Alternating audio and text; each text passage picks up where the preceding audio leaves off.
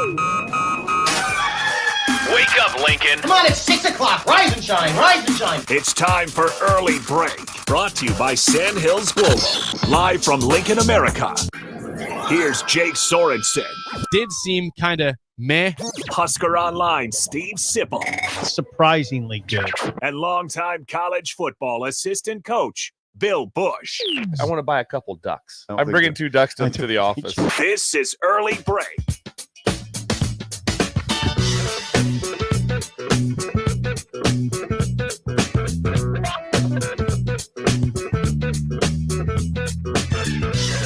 Good morning. Happy Thursday to you, Steve Sipple, Jake Sorensen, Bill Busch on Early Break. I was ambushed on my phone last night by one Steve Sipple. No, you weren't ambushed. Mocking me about the Miami Heat's opening loss to the Magic via Alex, grandson Alex, just in a great mood. You know, I've already had enough of a bad week with sports, and I get added on with the Heat piled on by Alex over here, Bill. Was it their opening game? It was in Miami. They lost. You're telling me an opening game in the NBA would actually concern you or bother you at all? No, I'm just saying that it was brought up via text. Hey, no, it wasn't. The Heat you lost brought it to up. my Magic. That's great. 9:02 p.m. yesterday. Magic pounding the Heat. Face plant. I did say that. That's you. Yeah.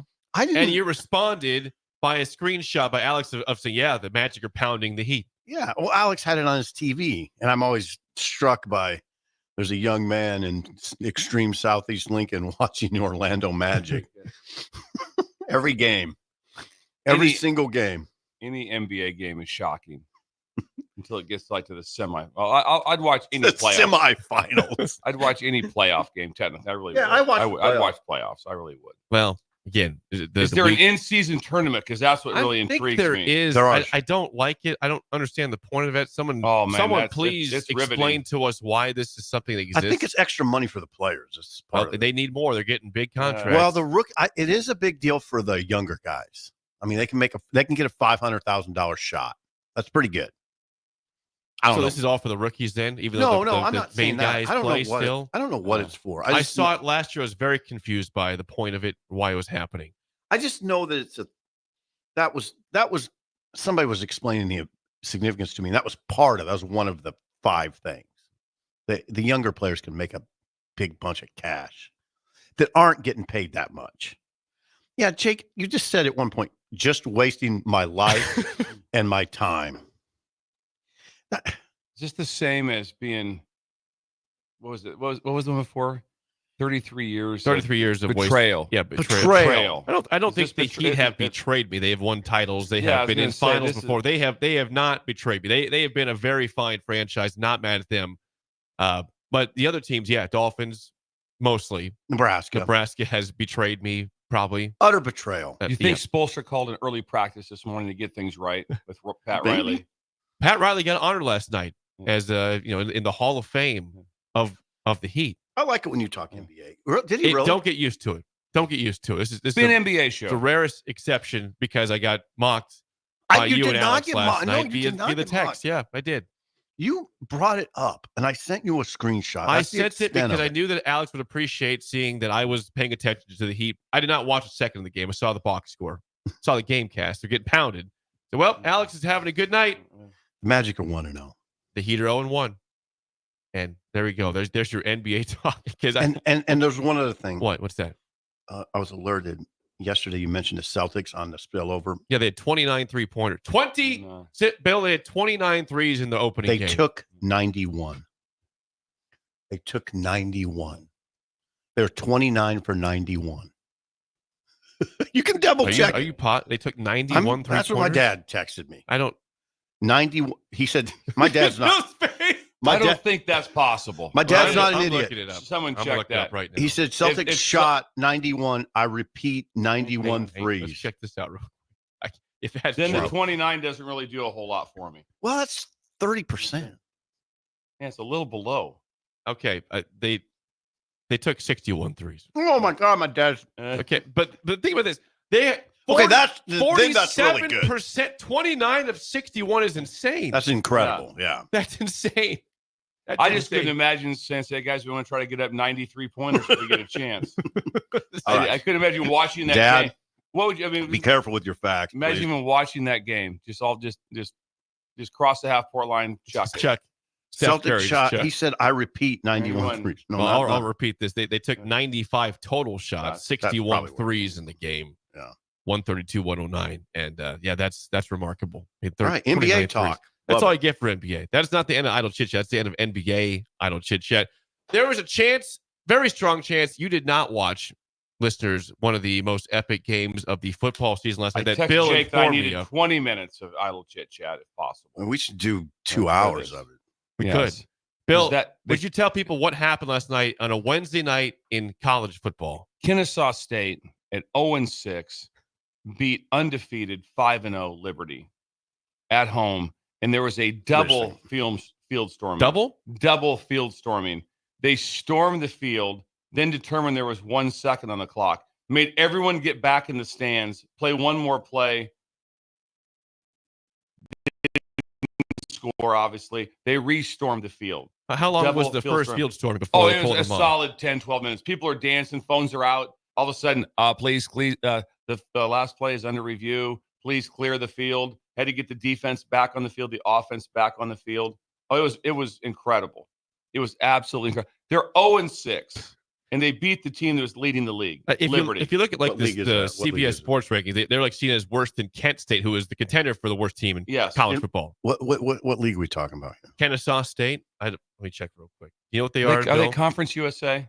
I think it's Conference USA. That's what I believe it is. It's not the AAC. Kennesaw State. Yeah, it's the Conference USA. I think you're correct. Kennesaw State is Conference USA. Is there a Sun Belt still look exist? that up. Does the Sun Belt still exist? It does exist. Yeah, it does. Absolutely. You are right. They're in Conference USA. Kennesaw State 27-24 as 27.5-point underdogs last night. Beat, as Bill said, 5-0 Liberty. Win this team, beat an undefeated team. That doesn't happen in sports. Doesn't happen. Yeah, it might happen week 2. Yeah, right. Week 2, not this time. Not in mid-season. It was absolutely incredible. And then I also about lost my mind, though, because there was 2 buffoonery errors by Kennesaw late in the game that gave them – they should have never had a chance to touch the ball again. Liberty? They snapped the ball one time with 5 seconds on a running clock. Okay. And that was, buffoonery. And they could have taken a timeout, ran all the way down, took a timeout, then ran a play. If that happens, the last play of the game, there's only 4 to 5 seconds, and they run a play. You run a play called launch, where you drift out with the quarterback, you throw it as far as you can, the game's over. Instead, Liberty got 2 plays, and they should have had none. And so that's when buffoonery can hit you. But they made some critical errors at the end and time management, but didn't cost them, and it was incredible. Double field storming. 0-6 beats 5-0. Beautiful in college football. That's why you play the game. Yes, that's exactly right. Kennesaw State had scored 5 points their previous game against a very bad team, Middle Tennessee State. Middle Tennessee, they scored 5. It was 14-5. Now, what's funny is that even though they suck, Kennesaw State, they get 1-6. They have one of the best kickers in the country. He's 11 for 11. We talked about he hasn't missed this year, and that team's terrible. Was he hitting long ones? Yeah, he hit one last night of decent. He hit a 41-yarder, 31-yarder. Those aren't the longest ones, but still 11 for 11 on the season. That's pretty good. Really good. For a team that's now 1-6 after a field storming. What a great job by the coaching staff, getting your team ready to go. You're playing the best team in the league, and you're the worst team in the league. Now they've moved themselves ahead of UTEP now in standings. I mean, it's like Purdue beating Oregon. They lost 35-zip to Oregon at home. It would be like that. Yes, it would be. And that's exactly right. Kennesaw gets the dub. How about that? It's amazing. College football. Wednesday night football. Beautiful. I did not catch that one either, Bill. Wish I had caught the field. I was texting you though, Jake. You did. I was informed about the incident, the situation in Kennesaw. Yeah. But that's incredible. It's incredible. Sip, anything for you for Idle Chit Chat besides mocking the Heat with I wasn't mocking. I got a screenshot from you of Alex's text. I know. I was just showing you that I knew what was going on. Okay. All right. Fair. I was tracking it. No, I don't think I have anything major. Okay. Just slow day for yesterday. Busy writing. Yeah, very writing. Busy. Yeah, a lot of writing. Yeah, not slow. Okay. All right. Well, hope you enjoyed opening night NBA. I did not. I don't think it was opening night. The previous night. I know there's 2 games the first day. This last night was the actual opening where everybody played. Right. Everyone played except for Joel Embiid, who did not play for the Sixers. Oh, he did not play. Load management in game 1. Load management. No, seriously? Yes, he did Not not play playing the first 3 games. I read that. I read NBA. He's load managing. Yes. Don't do this to me. The first game of the season, he did not play because of He's probably hurt. Load. Yeah, he might be hurt and he's hiding that, but still, they're not saying It was that. a long season. 82 games, which is plus in the tournament's part of that or not part of that? The tournament is within. Okay, Yeah, that counts in the game. It It counts has in to the be games. within, Yes. yeah. All right. Okay. There we Yeah, go. they wouldn't play more than that. That is Idle Chit Chat, sponsored by our friends at Renew.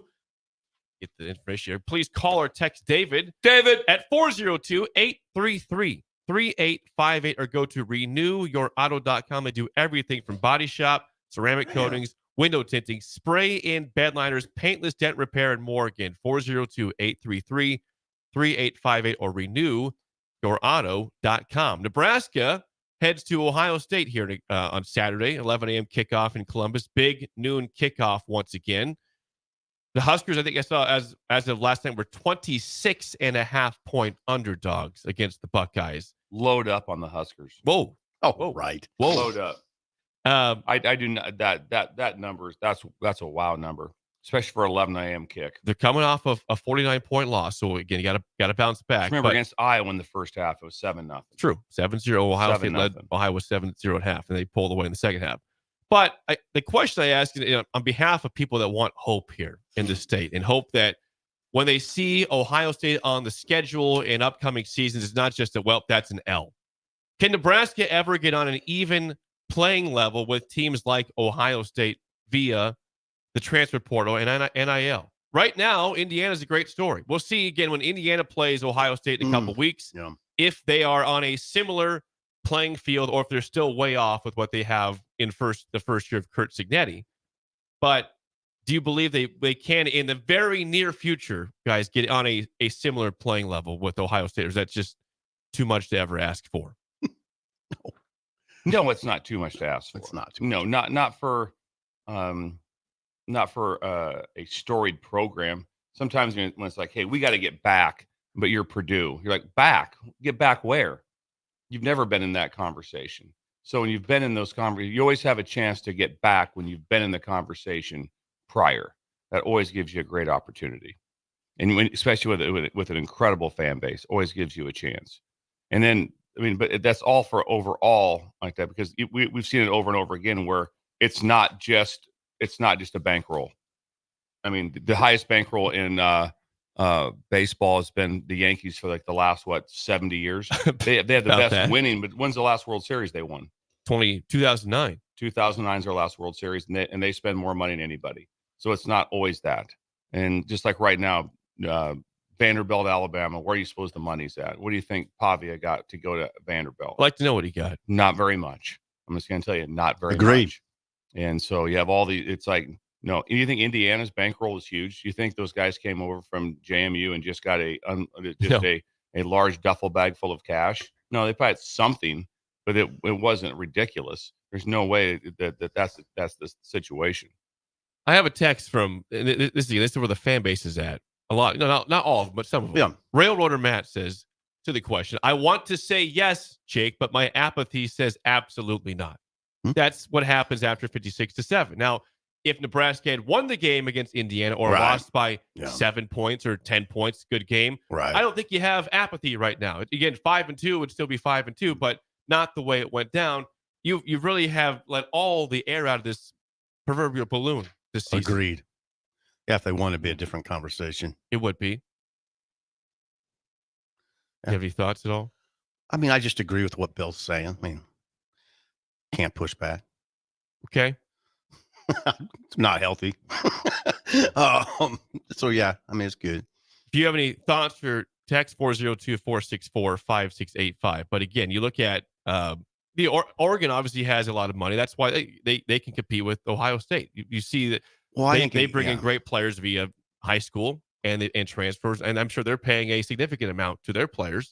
Other schools can. Nebraska can compete. They can get back. Just got to get you got to get it rolling. I don't know why they couldn't. You'd have to tell me why they couldn't get back. Again, they can, but it's the apathy question. Until they actually beat a team of significance, and it's not just a team that you should beat, you're favored to beat, you're going to have this given apathy by the fan base about, hey, here, and what Matt Rule addresses, here we go again. That mentality of here we go again. When Matt Rule is 2-21 against top 25 teams in his career, and Nebraska's lost a bunch of games in a row to ranked teams like that. You have to get over the hump at some point to have the fans believe that you can progress and become a competitive team in the upper half of the Big Ten Conference. Oh, yeah. I mean, that's what it's all about, right? It is. If you base everything just off of payroll, there's so many things to that. And so there's other ways, obviously, to have your success and be able to get things done. It does matter, though. You have to have some form of it. I've always said that when you have someone of interest, which means a fan base of interest, and you've had great success in the past, then you always have a great chance of getting back. And the fans in the stands really matter. It's a big deal. And so, like I said, just remember that's always the thing I talk about with college football. With always remember the number one thing is to make sure you take care of the fans. That's why I think scheduling great games take care of the fans, because you saw what it was like in COVID when there's no fans in the stands. This game sucks. It really does. And so when people stop attending games, that's when you have major issues. That's true. It's amazing right now, the difference of people on the YouTube chat, how it's going. Yeah, how's it going? I'm getting called out, and listeners are getting called out. That's what happens after games like Saturday. What's the David problem? says, Jake, are you ever not negative Nancy? No, I was pretty positive when Nebraska was 5-1. I feel like I was positive. Yeah. I was concerned about some things with the rushing game with Nebraska's. I think you were just posing a question. I was posing a question for conversation. Yeah. David, Yeah. That's not David from a different David. That's not David from Renew. Is it Bolt? David.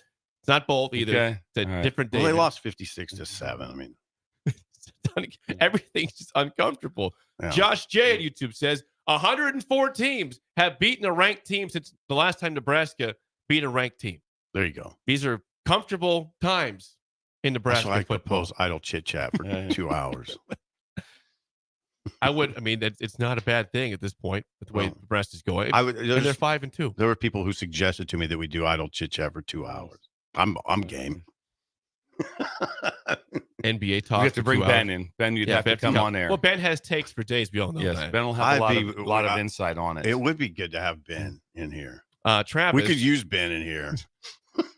Travis says, I saw 4-2 go to 5-7 really quick last year. That's the facts, unfortunately. November terrifies me for Nebraska once again this season. Yeah, you're not being out of line. That I understand that's happened before, whatever. But if November terrifies you with UCLA rolling in here with 1-2 wins and going to SC, that's a complete debacle, the worst season they may have ever have had in the last 50 years.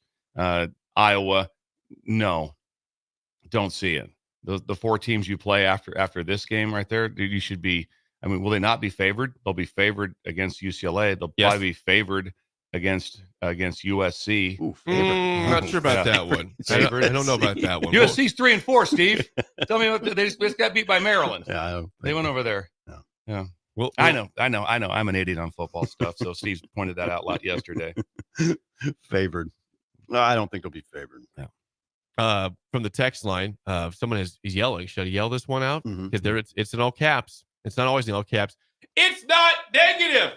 It's just the way it is. Neither Jake nor the Breakers are responsible for the way it is. Right. No, 100%.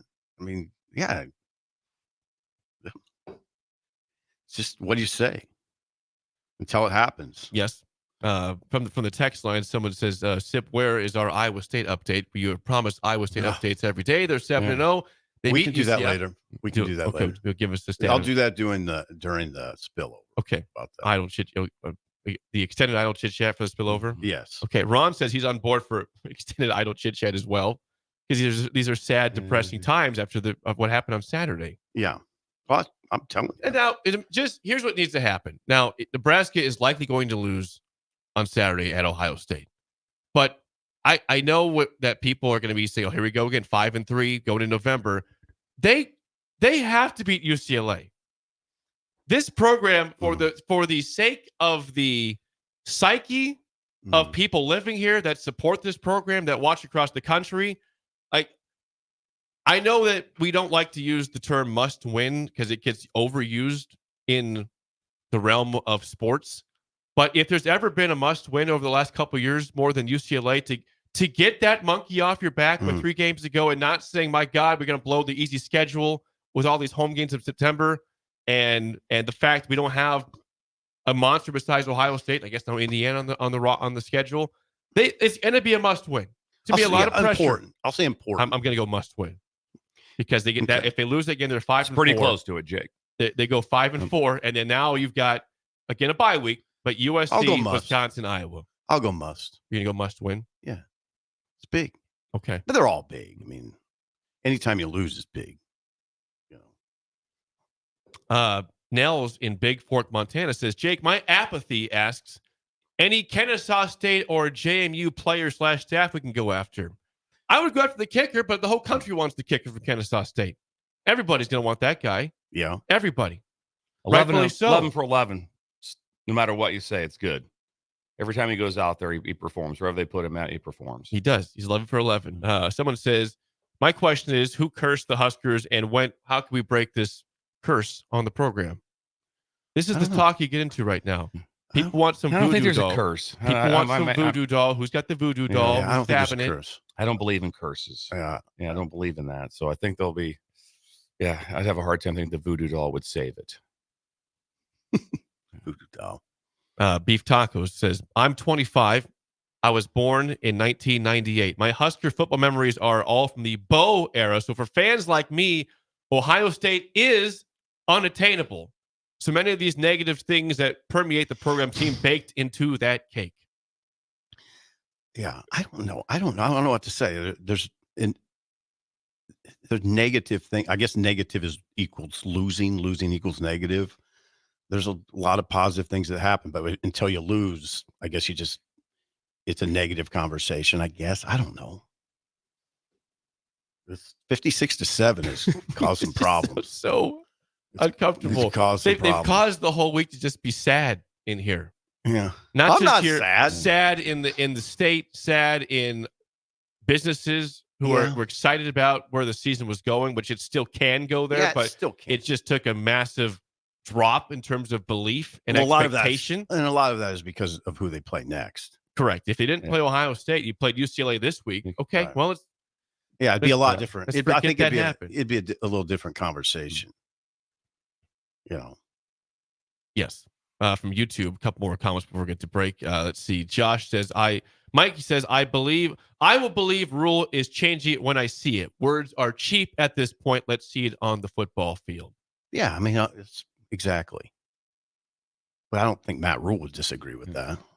You know, he wants to be a ranked team badly. Yeah. Get that monkey off his own back. Yeah. Not just him. He's got his own personal streak, not just Nebraska. It goes back to him as well with Temple and Baylor, not beating ranked teams. Right. Not beating ranked teams. All right. Well, before we get to break, I think we could all once again use some early bird. We're very hungry. How does it? I just had oatmeal, but burrito sounds okay. How about chicken fried steak, which is what, Bill? Smothered chicken fried steak. You could get a variety of pancakes, blueberry, cinnamon roll pancake. That sounds good. That sound good? Yeah. You could get scrambled eggs in a Busch Light if you want for breakfast. That sounds pretty good. Or can you park there? You could. Lots of How much would it cost though? It would cost you $3.99.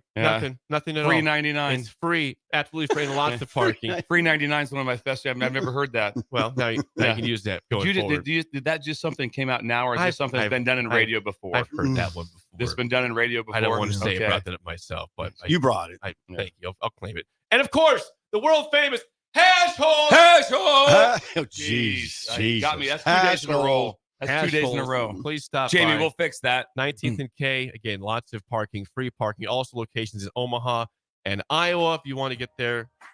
Get it, and also one in Blackstone up there in Omaha. When we come back, what a great area that is. It is. Who is the most disappointing team so far in college football? That's next on Early Break in the Ticket.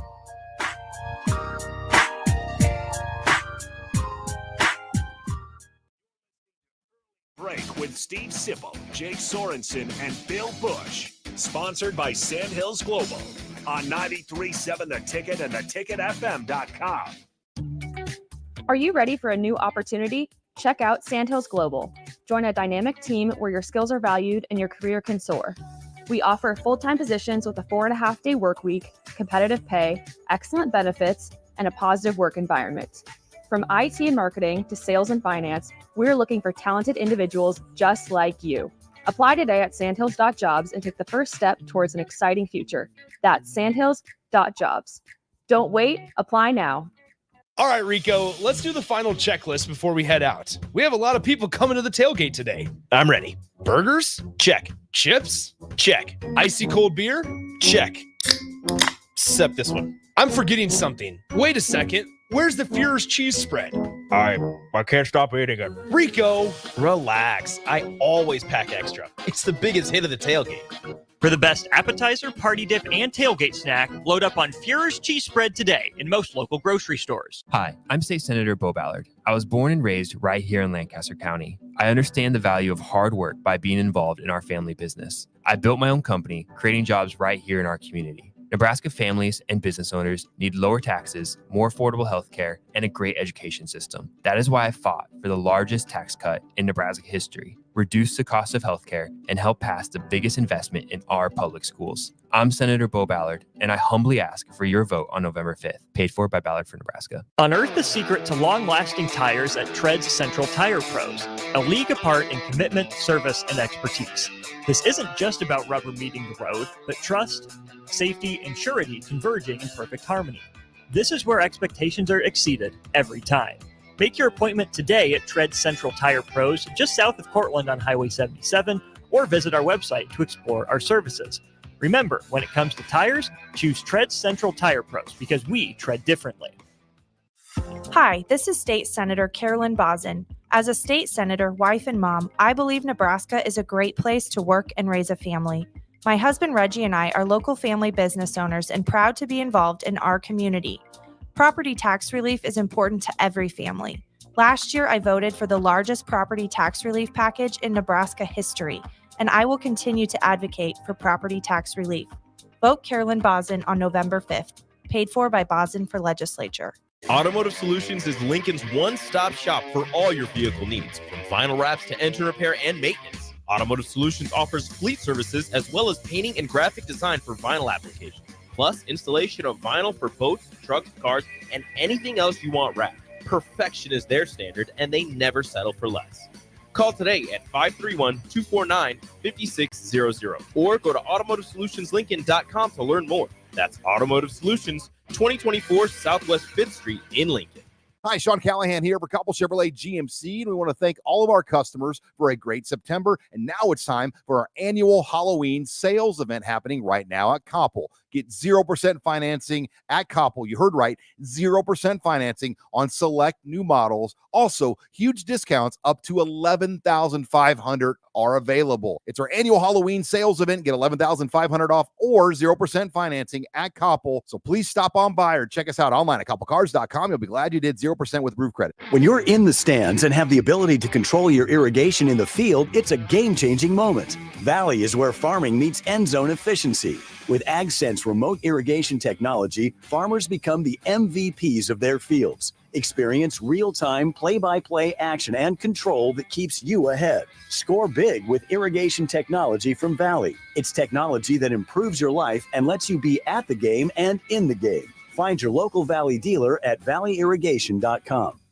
Ticket listeners know a dream team when they see one. At Applied Connective, we've been in the game for 20 years and have developed a team of world-class leaders in all things IT. From cybersecurity and Microsoft products to physical security, audio-video, infrastructure, business phone systems, and anything in between. We'll help you leverage technology to become your most secure, efficient, and profitable. Head to our website to check out real reviews and testimonials and sign up for a free tech consultation. We can show you where you might be vulnerable, inefficient, or overspending. It's a game changer, and it's totally free. Claim yours right now at appliedconnective.com. Bagels and Joe is the perfect place for breakfast or lunch in October. Try their brand new caramel apple butter cream cheese or apple coffee cake muffins through their new partnership with local apple orchard, Picnic Hill. 4 locations in Lincoln and 1 in Seward. Bagels and Joe. 93.7 The Ticket. Fox KFXL weather. Brought to you by Bryant Air Conditioning, Heating, Electrical, and Plumbing. Your Lincoln forecast for today, we'll see mostly sunny skies and it will be breezy. We'll see an afternoon high around 78. Tonight, mostly clear skies with a continued breeze with a low around 46. And tomorrow, we'll see mostly sunny skies return with a high around 65. Meteorologist Kyle Buck, 3.7 The Ticket and theticketfm.com. Imagine a world where your office IT runs smoothly, securely, and effortlessly. A day where you aren't worried about the next outage or password compromise. At Hamilton, we take care of everything from monitoring and maintenance to security and support. We partner with your business to design integrated technology solutions that fit your needs now and your goals for the future. With on-site and remote IT support options, we're always just a call or click away. Elevate your IT with Hamilton Managed IT. Hire Hamilton at hamiltonisbusiness.com. We're on the air. Back Well, party's starting early today, isn't it? to more of Early Break on 93.7 The Ticket and theticketfm.com.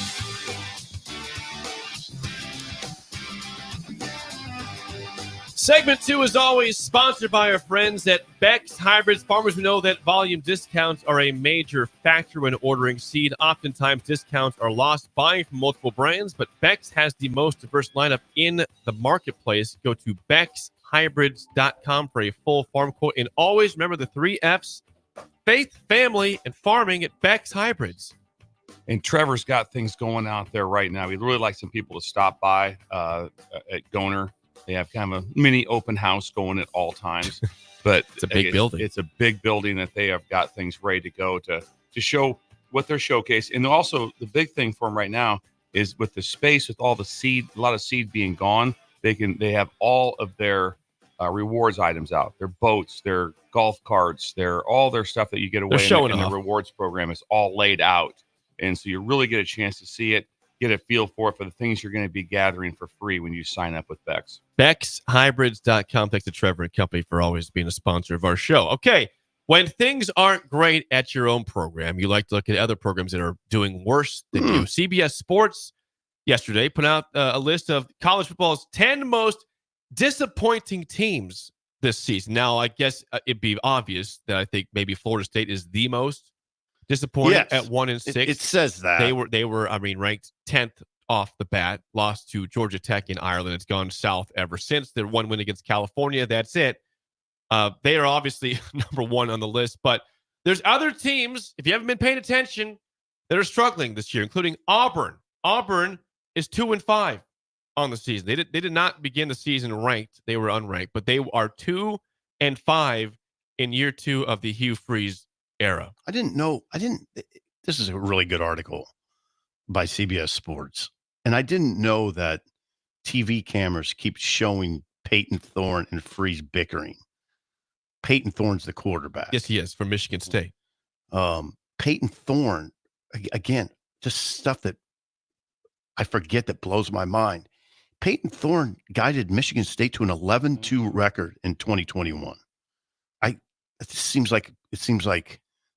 just seems like a long time ago, and it kind of is. As this article points out, Hugh Freeze right now through 20 games, 8-12, is worse than Brian Harsin, who was 9-11. And then what happened to Harsin? He was fired the next game. Yeah. Game 21, Harsin out.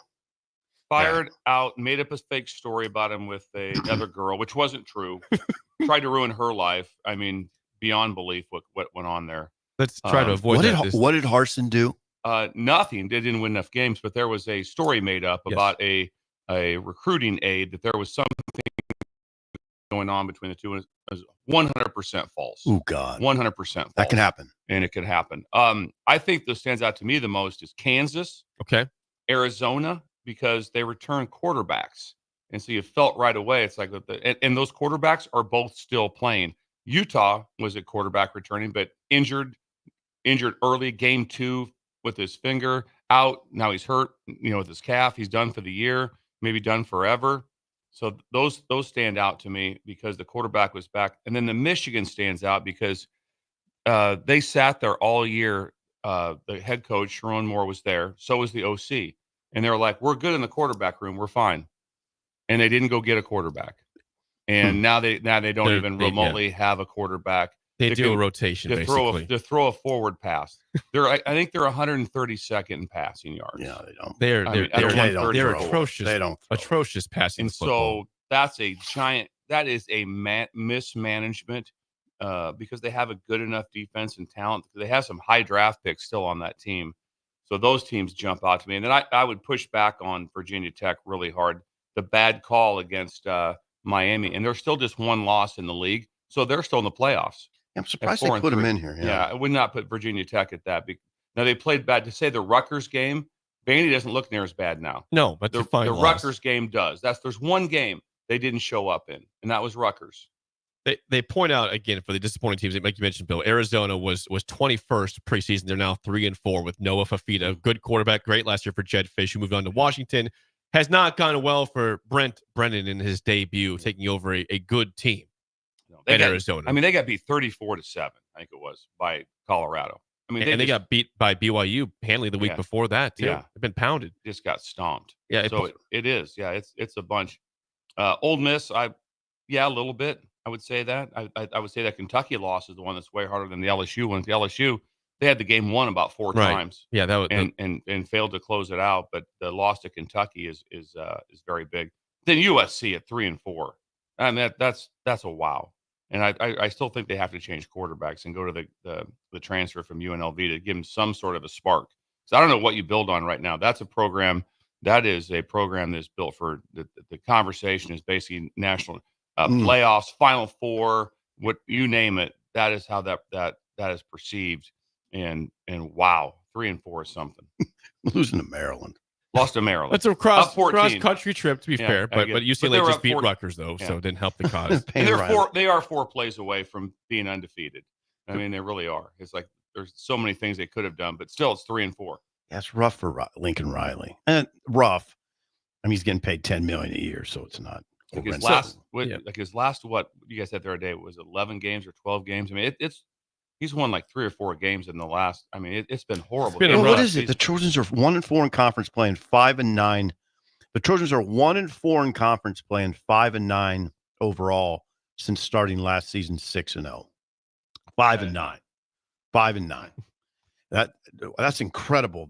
It's incredible to me that Lincoln Riley's record is 5-9 since in that period. It has, again, a lot of close losses, but still losses. It still counts. Okay, they're one play away. They lost the game. It's an interesting list. So the records of these teams again: Arizona 3-4, Florida State is 1-6 after being ranked 10th. 1-6. Kansas was preseason 22. They're 2-5 after a win. They were 1-5. They're 2-5 now, and they still have to play. This is their schedule to finish the season. Horrifying. They play at K-State this weekend. Then they host Iowa State. Then they're at BYU. And they're at Colorado. Yes, they're screwed. It's over. On. Kansas is going to go 3-9. They're not in a good situation. Utah's schedule's really rough too down the stretch. Do you have that, Steve? I don't, Bill. I don't have it on my screen. Yeah, Jake, you're the schedule guy. Yeah, Jake is the schedule guy. That if you ask me, I have no chance. Steve generally has at least a chance, but Jake's our guy on this. Let me check. I can get it. Let me check Utah's schedule the rest of the season. So it's rough. Utah they're at Houston. That's winnable this week. They're favored by and I'll say this, don't count that one as a win. And I'm a big Utah fan, but they're only favored by 3. Yeah, Utah. but I'm just telling you, at home, Willie Fritz has got a new. So even though they're not playing well, he still has his team. They're in that first year. They'll keep playing. So Utah 4-3. They play at Houston. Then they will host BYU after a bye week on November 9th. Then they'll head to Colorado, who, by the way, is 5-2. Then they will host Iowa State, who's still 7-0, and then they will go to UCF. So not as brutal as Kansas. Not as bad as Kansas. But still, you got BYU and you got Iowa State. That's rough. Colorado's rough. Well, it started off with Oklahoma State and Utah is going to battle it out to win the Big 12. So Okie State's in here. They're 3-4. Oklahoma State is 0-4 in the Big 12. Who in the hell saw that coming? Nobody. 0-4. Quarterback returning. Bowman the show. And Ollie Gordon returned. Gordon's playing. That's right. He's Sip's healthy. Right. Sip's right. They brought back the best running back. And guess what? He's been healthy. Yeah. Yeah. I mean, I'm sure he's a little banged up, but he has played. Yeah, he hasn't done anything either. As this points out, and he's healthy, but he has only went over 100 yards twice out of 7 games. Defensively, they're just awful. God dang it, I mean, Gundy. they are awful, and they have a miracle win. What's going on? I mean, Arkansas muffs a punt. I mean, Arkansas just gave them a win, and so to have that win is unbelievable. Yeah, but it's remarkable to watch. Now they showed some. Again, they lost to BYU on Friday, but they showed some life. They could have got blown out like the season's over. They lost 38-35, so they're not dead, but they're. I mean, in the conference play, they have no chance of going to the title game. They're 0-4. They had the game won. They got a chance at the bowl game, but BYU went 80 yards in like a minute and no timeouts for a touchdown. It's very odd seeing Oklahoma State at 3-4 and again 0-4 in conference. Yeah. play. So who's the second most disappointing? That's the question. So if Florida State's obviously won, we all agree that's the most disappointing team, right? Florida Who's the State. second most? Who's number two? Again, Yeah, your who's options. number two? Your options for this list: Auburn 2-5, Arizona 3-4, Kansas 2-5, Michigan 4-3, Ole Miss 5-2, Okie State 3-4, USC 3-4. God dang. Utah 4-3, Vatech 4-3. That's your option. I'd go with a tie between USC and Michigan. I was going to say a tie between USC and Kansas. Yeah, because of the quarterback. Yes, that's right. Michigan though was the national champ. So and they had and Michigan. They knew. I mean, they were that staff's together. They knew what they had, and they have a miracle win over. Well, USC. now wait a second. How much of the fact they didn't get a quarterback was just timing because of Probably Harbaugh something. leaving? Yeah, that would be something. There's probably and whatever was it. I'm sure what they did. They probably looked and they said, "What's available in the late spring portal?" And they probably said, "I don't have anything," or grad transfer. But when you see, just imagine right now, if Pavia was at Michigan, they'd be better. They'd be way better. A lot better. They don't have anybody close to a Pavia, who's from New Mexico State, who transferred to Vandy, the worst team in the SEC. Traditional quarterback. It is week 8, and they're playing musical chairs at quarterback in Michigan. They Yeah, don't all know three. who their guy is. Yeah, they all don't three. know. How do you not know in week 8? Yeah. Because they've all been bad. And I think the That's gloom. why, that's why. And I think the gloom around the office has to be bad because of we don't even know our sanctions yet. They're going to get hit hard. Oh, They're going to get hit They hard. had their title. And there are some things in the NCAA that you can fight back on, like when they fire lawsuits about NIL or different things, you can kind of fire back on them. You don't on these things. The NCAA, they're what they say because you're a member. You've joined that. And so what they say will be real. So whatever those things, whatever it's going to come down, and it's going to be pretty hard. Sharon Moore, I mean, contractually, I think he's protected. Yeah, he's in good shape. Yeah, you're right. He's protected with the. They have what did Harbaugh get? Was it 7 years show cause? Yeah, Is that right? That's a lot. He can't coach in college football for 8 years. Pretty much he's ever. done. So that tells you. But he got a championship though. But you know what? that Got his tells you. title. That tells you it's a pretty serious Oh, offense God, coming down.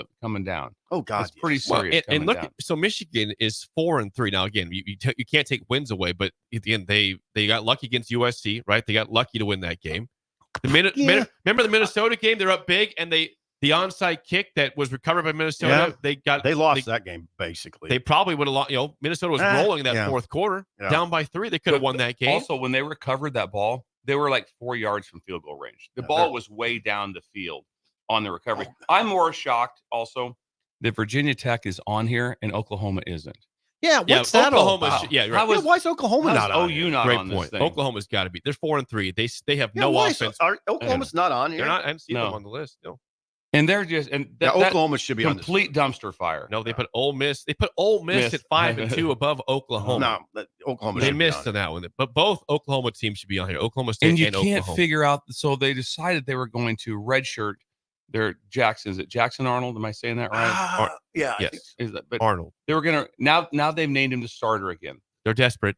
So now they are in a bad spot. Schedule czar. Oklahoma. Please pull up Oklahoma. Okay. Yeah, they're in a bad spot schedule wise. Yeah, I think this will shock you also. I mean, they're in total offense, I think they're in the high 120s. And what did you say their record was, by the way? They're 4-3. 4-3. 4-3. Couple. I went to Big 12 because I'm thinking of yeah. SEC. Oklahoma plays at Ole Miss this weekend. Hell, they are right now. That's a loss. You want to guess the spread in that one, real quick? 18. Sip. Yeah, 16. 20 and a half. Ooh, the that's trouble. Sooners are 20 and a half point dog. That never happens. Yeah. Oklahoma is 4-3. They'll head to Ole Miss this weekend. Then they have a gimme against Maine. after a bye. Sorry, next week. They'll play home against Maine. Then they will head to Missouri. Then they host Alabama. Then they close at LSU. They might not get to They might not get to 6 wins. And they have a miracle win against Auburn. Miracle. Ole Miss, but counts. Now wait a second. Ole Miss is a 20-point favorite. 20.5-point favorite. Yeah, that's because they play defense. And then it's going to be, and then the perception flips so fast. You see it right now. All of a sudden, people are bailing from Florida State's lost several recruits. Yeah, things not going. So how are you going to? If you're at Florida State or any of these places, imagine trying to recover this, because there's a chance Florida State plays Miami this weekend and no one cares. Oh, so remember back in the 90s? Oh, you didn't miss that. I mean, that was a game that was like, it was ridiculous. It was ridiculous. ABC. Oh, it's ABC. It'd be in that those were afternoon games. It'd be like the 2:30 game. Yeah, you didn't miss it. You didn't miss Florida State and Miami. Now people care because of Miami, but no one cares right now. That's sad. Yeah. Just on Oklahoma real quick, their last 2 games, their scores the last 2 games, Texas 34-3, South Carolina 35-9. They've been routed. Yeah. They can't score. They can't stop anybody right now. God, that's depressing. And they have to be on this top. They missed Oklahoma on this list. Otherwise, it looks it's going to take everything they can to get to a bowl game. They've got another win with Maine. That's about it. That's about it. Michigan's in bowl game peril, I think. They are. I mean, think about their schedule. Now, look at their schedule still includes Oregon, obviously Ohio State, and Indiana, and Michigan State. They'll have to scratch to get to a bowl. I'd be shocked if Michigan State doesn't beat Michigan. Well, then there you go. Then they probably won't go to a bowl. Right. Because they're not beating Oregon. They'll probably beat Northwestern, and that's it then the rest of the season if they lose to and Michigan Northwestern State. can beat them. Where's that game at? At Michigan. Okay. But Northwestern can beat them. Oh, yeah. Well, everyone knows Michigan is not a daunting place to play, and it sure isn't right now.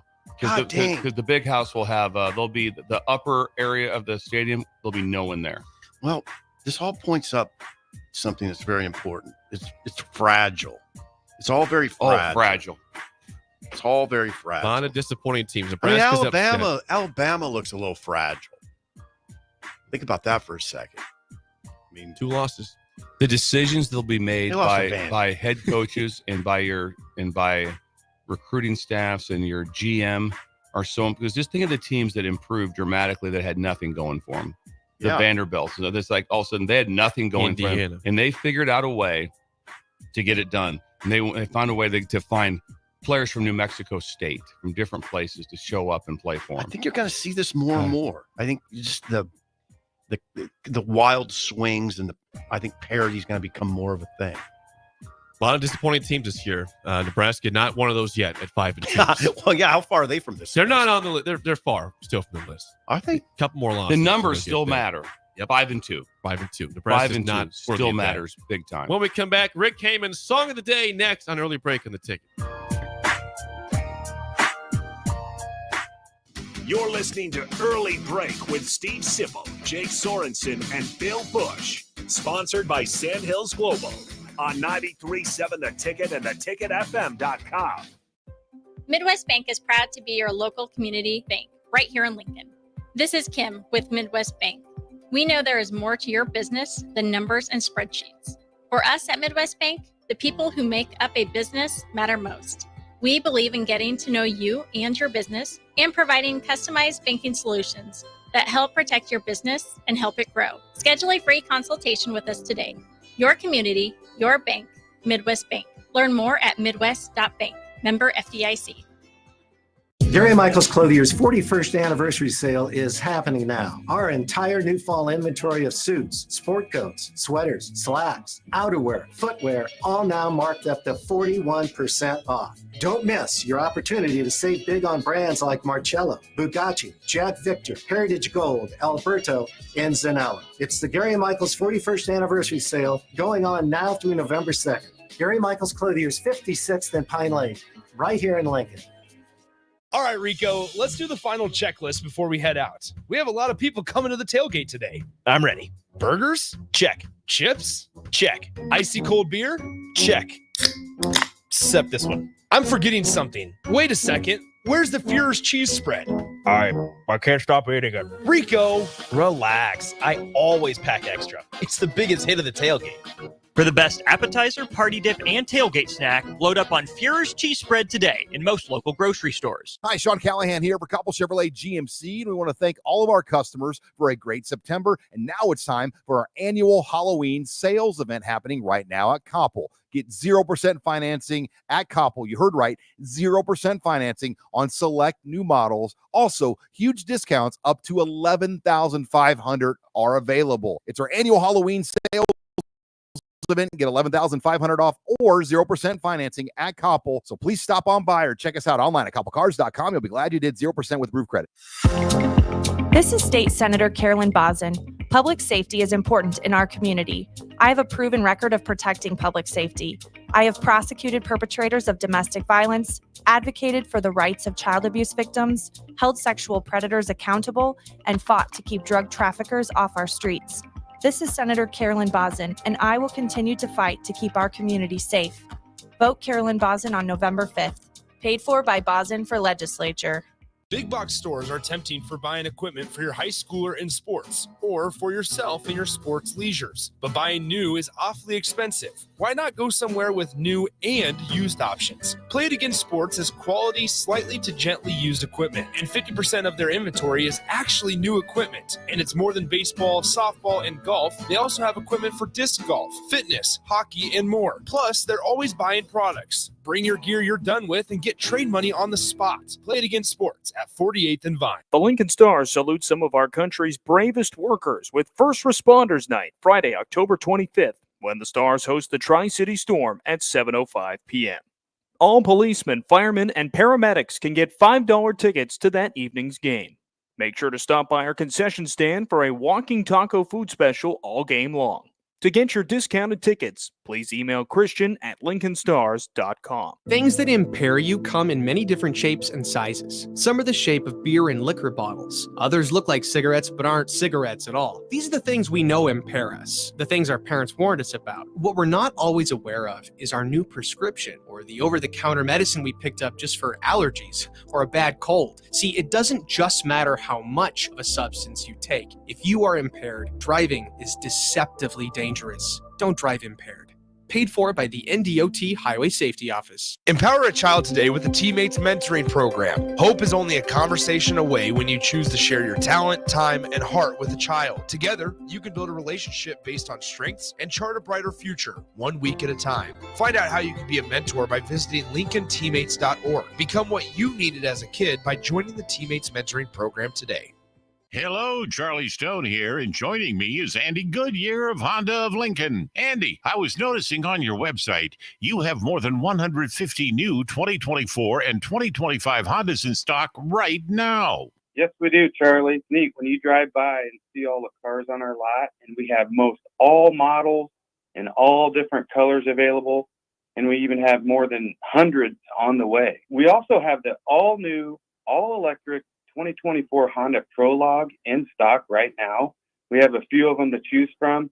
Plus, qualified buyers get financing from just 1.9% APR. How about your pre-owned selection? I talk to a lot of my customers and friends, and they still think that we just sell brand new Hondas, but we sell all different models, make of pre-owned cars, and we have more than 100 to choose from right now. Well, maybe it's time you come experience the Honda of Lincoln way of doing business. 27th and Yankee Hill Road, or online at hondaoflincoln.com. Move over, Jake. I'm moving. Jeez. Thursdays are reserved for a man with a wider range of music knowledge than Jake could ever dream of. This is the golden era.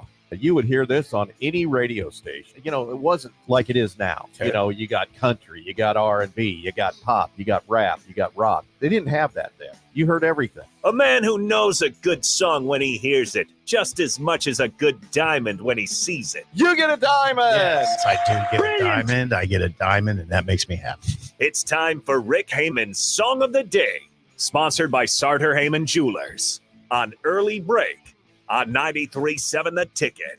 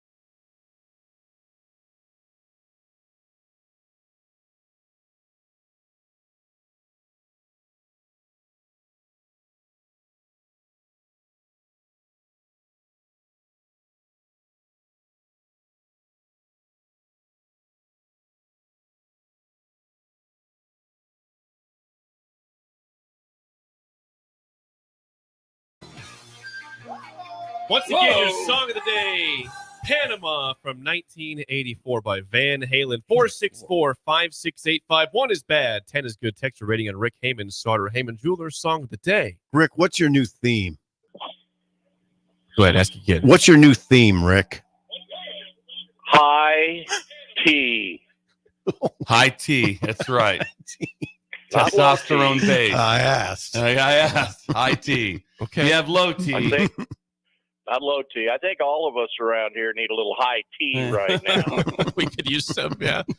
Jeez, Rick. Sip, score. You know what's Hang on. You know what's great is it's good to be back in the we may be bad, but look at these other guys part of the season. That's true. Hey, these guys suck more than we do. That's great. True. Take that, Auburn. Yeah. You suck, Florida State. Oh, no. I love this time of year. This is always my favorite. Oh, my God. It could be worse. As far as the song goes, yeah, I'd go 7.1, 7.1. Good song. Really good song. Right into our wheelhouse. This is like, I'm saying me and Sip have heard it 10,000 times. 10,000. A lot of times like that. Eddie Van Halen cranking it out. Panama's interesting. Just what made him go with Panama? Panama. I will tell you. Rick might tell us. That's Yeah. It's a 7.9, Rick. 7.9. It's not out of the park, but it's really good. Rick, it's a 9.7. Yeah. I would never, ever change the station when Panama came out. In fact, I crank it, roll the windows down, and start screaming. Yeah. Okay. I like it. You'd hear me driving down. You'd hear me. I'd be driving down. Would you do that? Oh yeah. I didn't see Ben liking it. 6.2.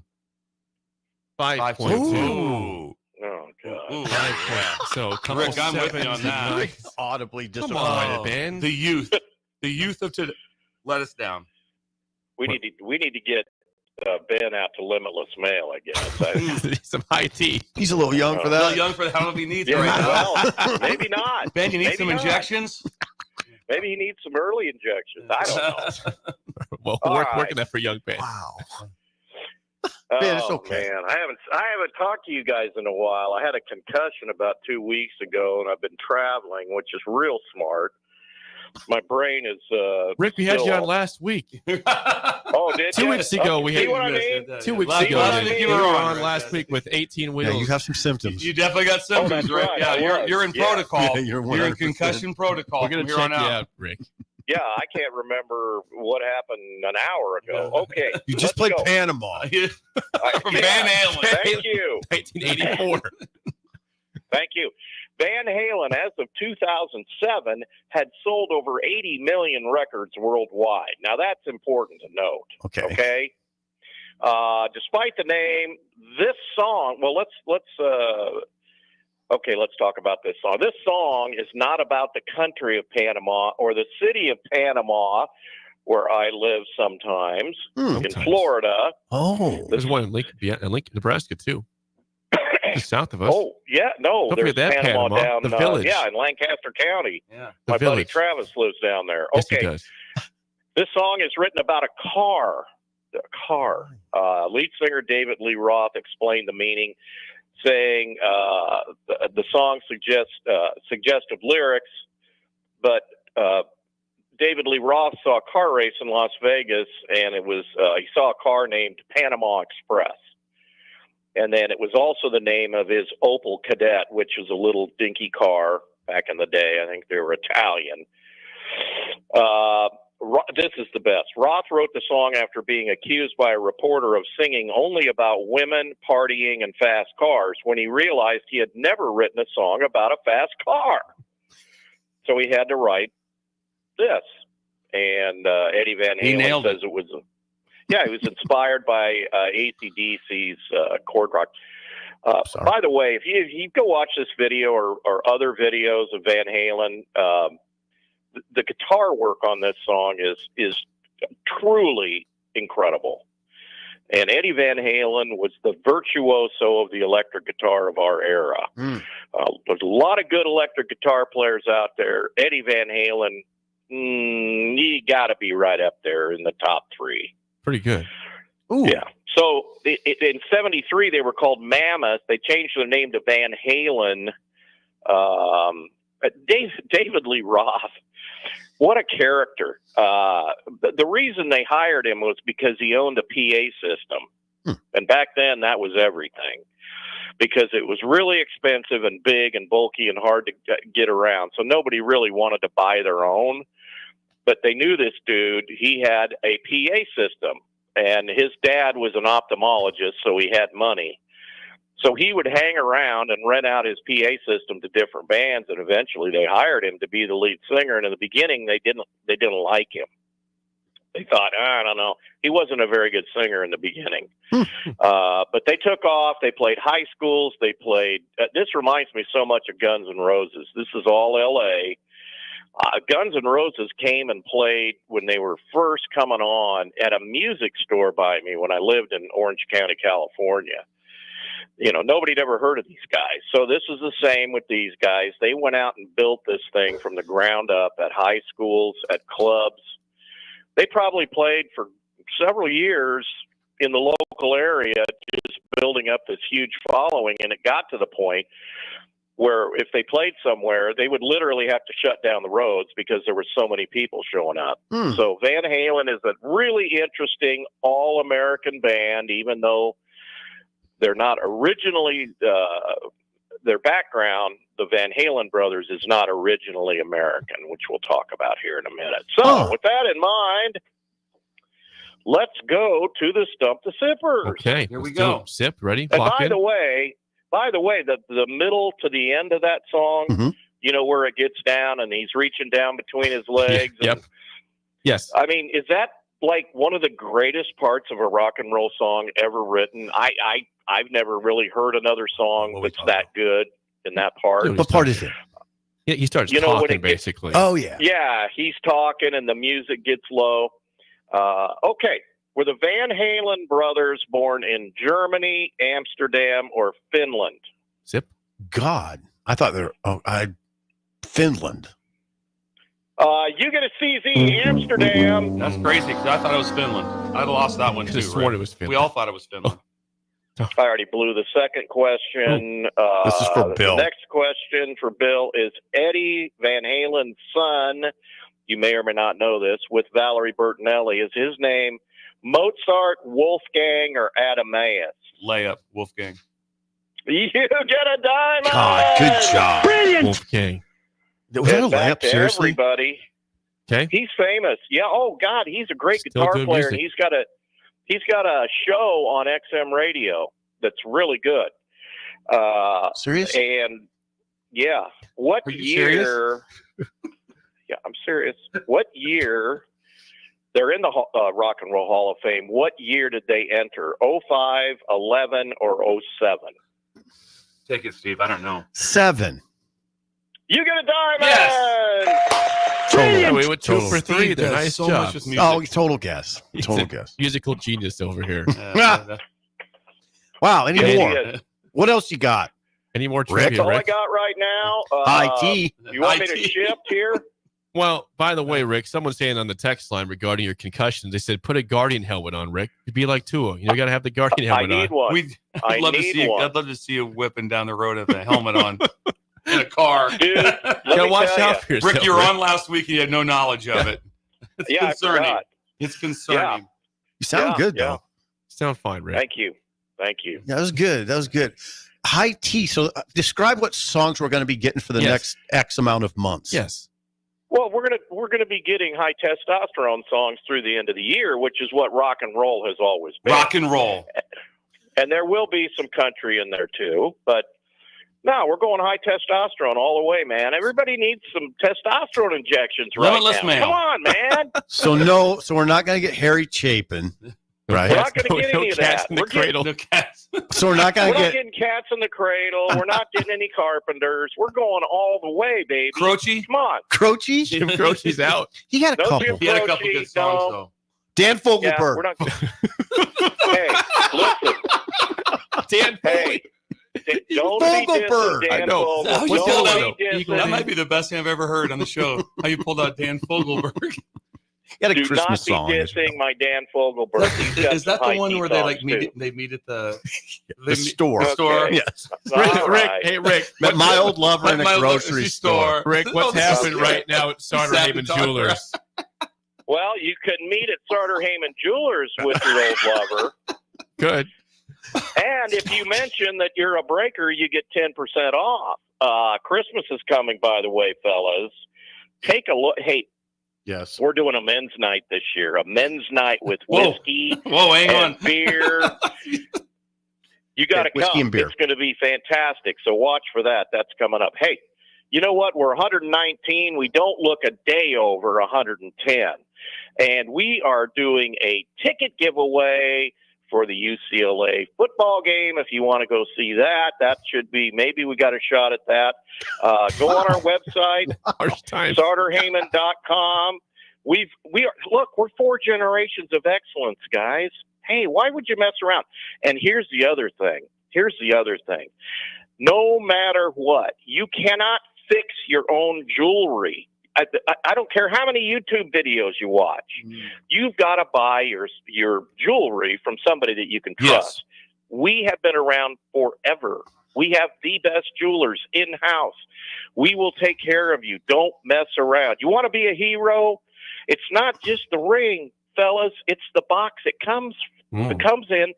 Her mom is going to know that. Her dad is going to know that. You got to get the right box. Sartor Haman is the box. So check us out at sartorhaman.com, Instagram, Facebook, and I'll post more interesting things about the high testosterone Van Halen boys on my personal Facebook.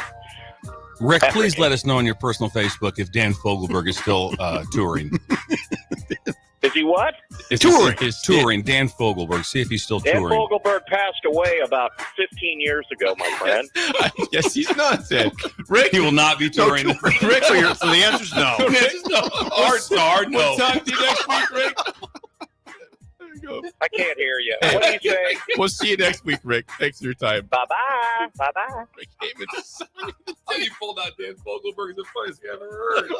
Dan Fogelberg. You knew the song, though. That's amazing you know that song. Yeah.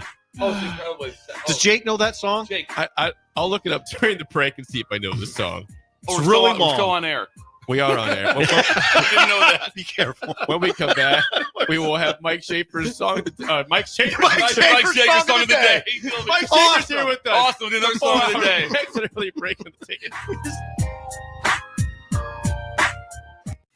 This is Lincoln's home for sports talk on the FM dial. Also online at theticketfm.com. On the internet. KNTK FM Firth, 93.7 The Ticket. You're listening to Early Break with Steve Sipple, Jake Sorensen, and Bill Busch. Sponsored by Sandhills Global on 93.7 The Ticket and theticketfm.com. Have you been told by your physician that your testosterone level is fine, but you don't feel fine? Get a second opinion. If your testosterone level is 200, 350, even 500, and you still have symptoms, come to Limitless Male. We treat the person and the symptoms, not the number. Our mission is for you to feel optimal again. So if you're tired all the time, no energy, brain fog, muscle loss, nothing left in the tank, get your free consult at limitlessmale.com. Your home is your empire. Protect it with Empire Fence. Get a free instant quote with the online estimating tool at empire-fence.com. See an upfront estimate with no hidden fees.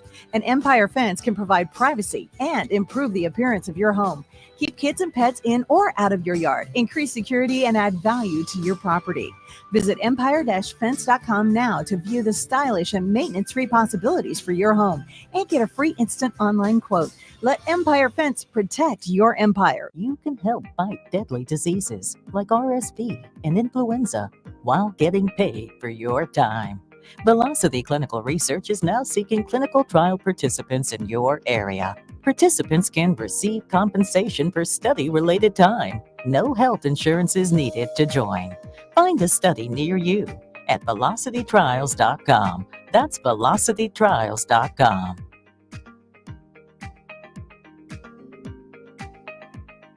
I'm softball player Jordy Ball, and my schedule can get a little hectic. From softball practices to going to class, traveling for games, spending time with family, and catching up with friends, I am always on the go. I want a bank that can help me from anywhere, but also be there when I need them. That's Midwest Bank. They have the same mobile banking technology as those big banks, but have that hometown feel that I like every time I walk through the doors. They make banking easy no matter where I am. Your community, your bank, Midwest Bank. Hi, this is State Senator Carolyn Bosden. Education is a cornerstone for strong, vibrant communities. I voted for the largest investment in education in Nebraska history. As a state senator, wife, and mom, I believe Nebraska is a great place to work and raise a family. My husband Reggie and I are local family business owners and understand the valuable role of education in growing our community. This is Carolyn Bosden, and I will continue to support education in the legislature. Vote Carolyn Bosden on November 5th, paid for by Bosden for Legislature. Are you ready for a new opportunity? Check out Sandhills Global. Join a dynamic team where your skills are valued and your career can soar. We offer full-time positions with a 4.5-day work week, competitive pay, excellent benefits, and a positive work environment. From IT and marketing to sales and finance, we're looking for talented individuals just like you. Apply today at sandhills.jobs and take the first step towards an exciting future. That's sandhills.jobs. Don't wait, apply now. Hey farmers, if you don't already, you need to get to know the guys at Busch Farm Outfitters. If you're ready to turn your sprayer into a money-saving smart machine, they can hook you up. If you just want to get your chemicals from some good guys that care about your operations goals, they want to chat. They work with progressive growers all over eastern Nebraska to assist with equipment upgrades and input options. Busch Farm Outfitters is equipping the modern farmer. Check them out at BoickFarmOutfitters.com. That's BOECK FarmOutfitters.com. Drink locally and support local business during Lincoln's Craft Beer Week, October 20th through the 26th. Great beer, cider, distillates, and more are made right here in Lincoln. For more info, visit lincoln.org/beer-week. Brought to you by Visit Lincoln. Remember to enjoy responsibly. Fall is here, which means it's time to dive into a new lineup of autumn flavors at Wings and Rings, your home away from home during football season. Their all-star lineup of wing sauces is adding 2 new impact players, curry garlic and pumpkin chili. Need something delicious before kickoff? How about starting your meal with their brand new chorizo nachos and loaded fries? You better act fast. These new tastes of autumn won't be here long. So make the trip to one of their 2 Lincoln locations today on O Street or Village Lane. Hi everyone, Kendall Warnock with A1 Automotive in downtown Lincoln. If you're looking for an automotive repair facility you can genuinely trust, we would be grateful for the opportunity to earn your business repairing your vehicle. We have ASE master technicians and qualified to work on a variety of vehicles from Hondas to Porsches, Jaguars to Toyotas, and Chevrolets to Fords. We pride ourselves on customer service and relationships, and we would be grateful for the opportunity to serve you. Give us a call at 402-477-4660. A1 Automotive, always honest answers. With the Planet Fitness Black Card, you don't just get a great workout, you get a great perk out because your membership is packed with perks. For $1 down and $24.99 a month, you'll get perks like access to any of our 2,400 clean and spacious locations. Bring a friend anytime and both work out with tons of equipment that'll give you that big fitness energy. Relax in the Black Card spa and more. Work out and perk out with the PF Black Card. Join for just $1 down and $24.99 a month. Hurry, this deal ends soon. See Home Club for details. NEPCO is hiring CDL drivers for ready mixed concrete, Husker Concrete, and Beatrice Concrete. NEPCO offers great pay, medical and retirement benefits, paid time off, and they pay for CDL training. Apply today and start your new career with a $2,500 hiring bonus. From NEPCO's beginning in 1908, it's the employees that have formed the company's solid foundation. Start your career today. Visit nebcoinc.com. That's NEBCOINC.com. Tailored Life is your headquarters for all things fall in Bennett. Make the short drive down Highway 2 for tons of items for your home, both indoors and outdoors. Check out their variety of potted trees, mums, and more. Plus, porch pots and landscape lighting to enhance the outside of your home. Don't forget their home goods for indoors, plus convenient drinks and snacks, most of which are produced locally. Visit Tailored Life today in Bennett and stay tuned to their Facebook page at Tailored Life 360 for food truck events coming up. Wake up, Lincoln. I overslept. Damn rooster didn't crow. It's time for Early Break, sponsored by Midwest Bank. Live from Lincoln, America. Here's 93.7 The Ticket's Jake Sorensen. I'm wrong, but I'm not. Husker Online, Steve Sipple. If I were a feral cat. And longtime college football assistant coach, Bill Busch. You get one team. Mine's the Houston Oilers. I'm not the Texans, and I'm not the Titans, so I'm out. This is Early Break.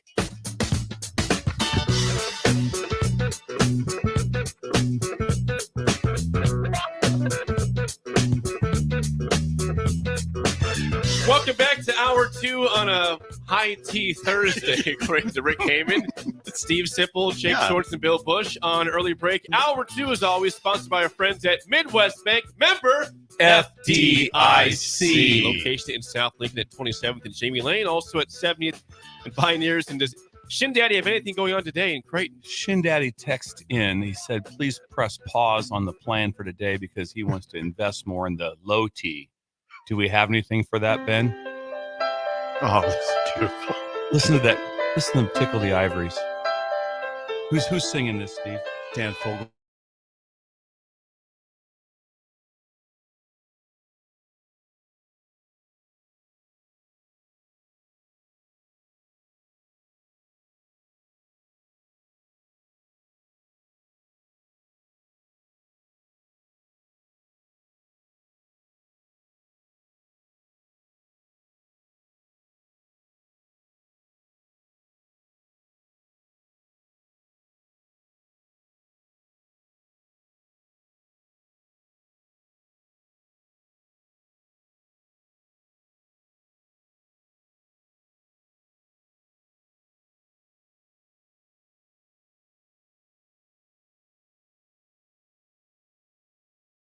Stream right now. Okay. Oh, it's low T. Low T. That's Dan Fogel. Rick Heyman's doing high T songs now, not low T. And Bill asked, is he's still touring? And Rick said, no, he's been dead for 15 years, so we won't see any Dan Fogelberg on tour. That's a great song. It's a gorgeous song. It's a gorgeous song. Not high T. They won't be part of Rick's songs for the next few months. No, we're kind of illustrating the difference between high T songs and low T songs. That would not be a high T song. Ben gave that 6.7. Ben gave it a 6.7. Okay, Texters text in. It's beautiful song. Texters text in. Beautiful Dan song. Fogelberg, Old Lang Syne. Well, on that note, we are joined in studio as we are every Thursday by Come on, Schaefer. Mike Schaefer, 24/7 Sports. His hour is sponsored by Ben Sports. Burke, Farm Bureau. Please call or text Ben at 402-217. There you go. 217-9945 for any insurance questions. Schaefer, are you thoroughly confused right now? What's happening? I don't know what's going on, which is fine. Yeah. Well, Jake said you were doing been that song kind of of the week day. anyways. Jake so. said you were doing song of the day, and there's a lot of confusion because Rick Heyman Just did talked song about how of he the day. hadn't been on the show for a long time, but he was on last week. Then he also told us he has a concussion. So a lot going on. We all have I chose There that seems like for a your lot. song of the day, basically, Schaefer. I Thank you, misspoke. Jake. That is Thank your you, song. Jake, for finding that. You got a Ben found it. 6.7. I would be more than happy to provide a song on Thursday. if you We would could do like. that. It's possible. We could do a walk-up song. I don't know for if anyone Schaefer. will enjoy them besides me, but Well, no, wait a second. That's fine. A walk-up song It's for your Schaefer? song. It's your hour. all right, I'll look into that. Okay. So thanks for being here, Schaefer. All right, well, Appreciate thanks that. for having me. Okay, what do we got? We've had more fun when we not talked about Nebraska football. This week. I It's can't been- imagine been why. pretty depressing. We can talk, though, about a little bit. You're donning your Viking shirt because they're playing tonight. They're playing good football. That's a too. big game tonight. It's a big night. We'll get to that here in a Who second. do they play? They play the Rams on the road in LA tonight. Thursday. Schaefer, because this is a sports show, we got to talk about Nebraska 56-7 going out to Ohio State. The Husker offense is stuck in mud right now. Has been for a couple weeks. Are you in here we go again mentality yet for Nebraska's season? No, I mean, I need to figure out if what we saw on Saturday was you'd hate to call it a one-off because you would never want to see that performance during your 12-game regular season if you can avoid it. But I don't think the team that showed up and played in Bloomington is indicative of the same team you saw the 6 games before it, and I'm thinking the 5 games after it. But on one terrible, terrible Saturday in October, they were atrocious on every level, in every phase. And it gave people a lot of pause. I mean, it was a foundation shaking loss because of how it looked. But that doesn't mean that's who they are, and it doesn't mean that's how they have to play. And so, we'll see if they can pick the pieces back up against a really good Ohio State team, and at least go and perform at a level that you think that they're capable of. I mean, I don't believe that defense, which offered little to no resistance, even when the backup quarterback came in, is emblematic of the team that they have here. I just don't. But that doesn't mean that the season can't go sideways, and it's on the coaching staff and the players to figure out how to prevent that from happening. I mean, I want to make something clear. I don't think we've been misleading to anybody, you or anybody else. I think you predicted 7-5. Right? No, I had 9-3. Oh, I thought they were. Yeah, I made my bet. I did too. Okay. I said 7-5. Yeah, So it's not. What's happening to me is not all that surprising, except the offenses. Well, I don't know what to. No, just to give people an idea. So if you start with the Illinois game, it's gone 24 points for Nebraska, then 21 for the offense against Purdue, 14, and then 7. Yep. So we're on a slide. Concerning. Yeah. Trend. So would that be the biggest concern of that? It was the reason that everyone is in dismay right now is because it was 14 points against Rutgers, and it was 21 against Purdue. I know they had 20. That was a pick 6. Yeah. Do you think that's the reason why there's more? Yeah, I can't speak for Steve or anybody else. I had far more just like disgust with what happened with the offense than I did. The defense played terrible, played terrible. I don't think that's what they're going to look like in the final 5 games of the year. Maybe against Ohio State, it's not going to be very pretty. Right. Against UCLA, Wisconsin, Iowa, USC, I think those teams are largely more one-dimensional. USC less so than the other 3. I think Nebraska is going to play better defense in those games. Yeah, I worry that offense looks nothing like, they lost that Illinois game. They were good offensively in terms of what they could do moving the ball with Dylan Raiola. He had an interception that could have been a touchdown. Right. He barely missed on the critical third down play right before the or was it fourth down play? Either one. Third down play.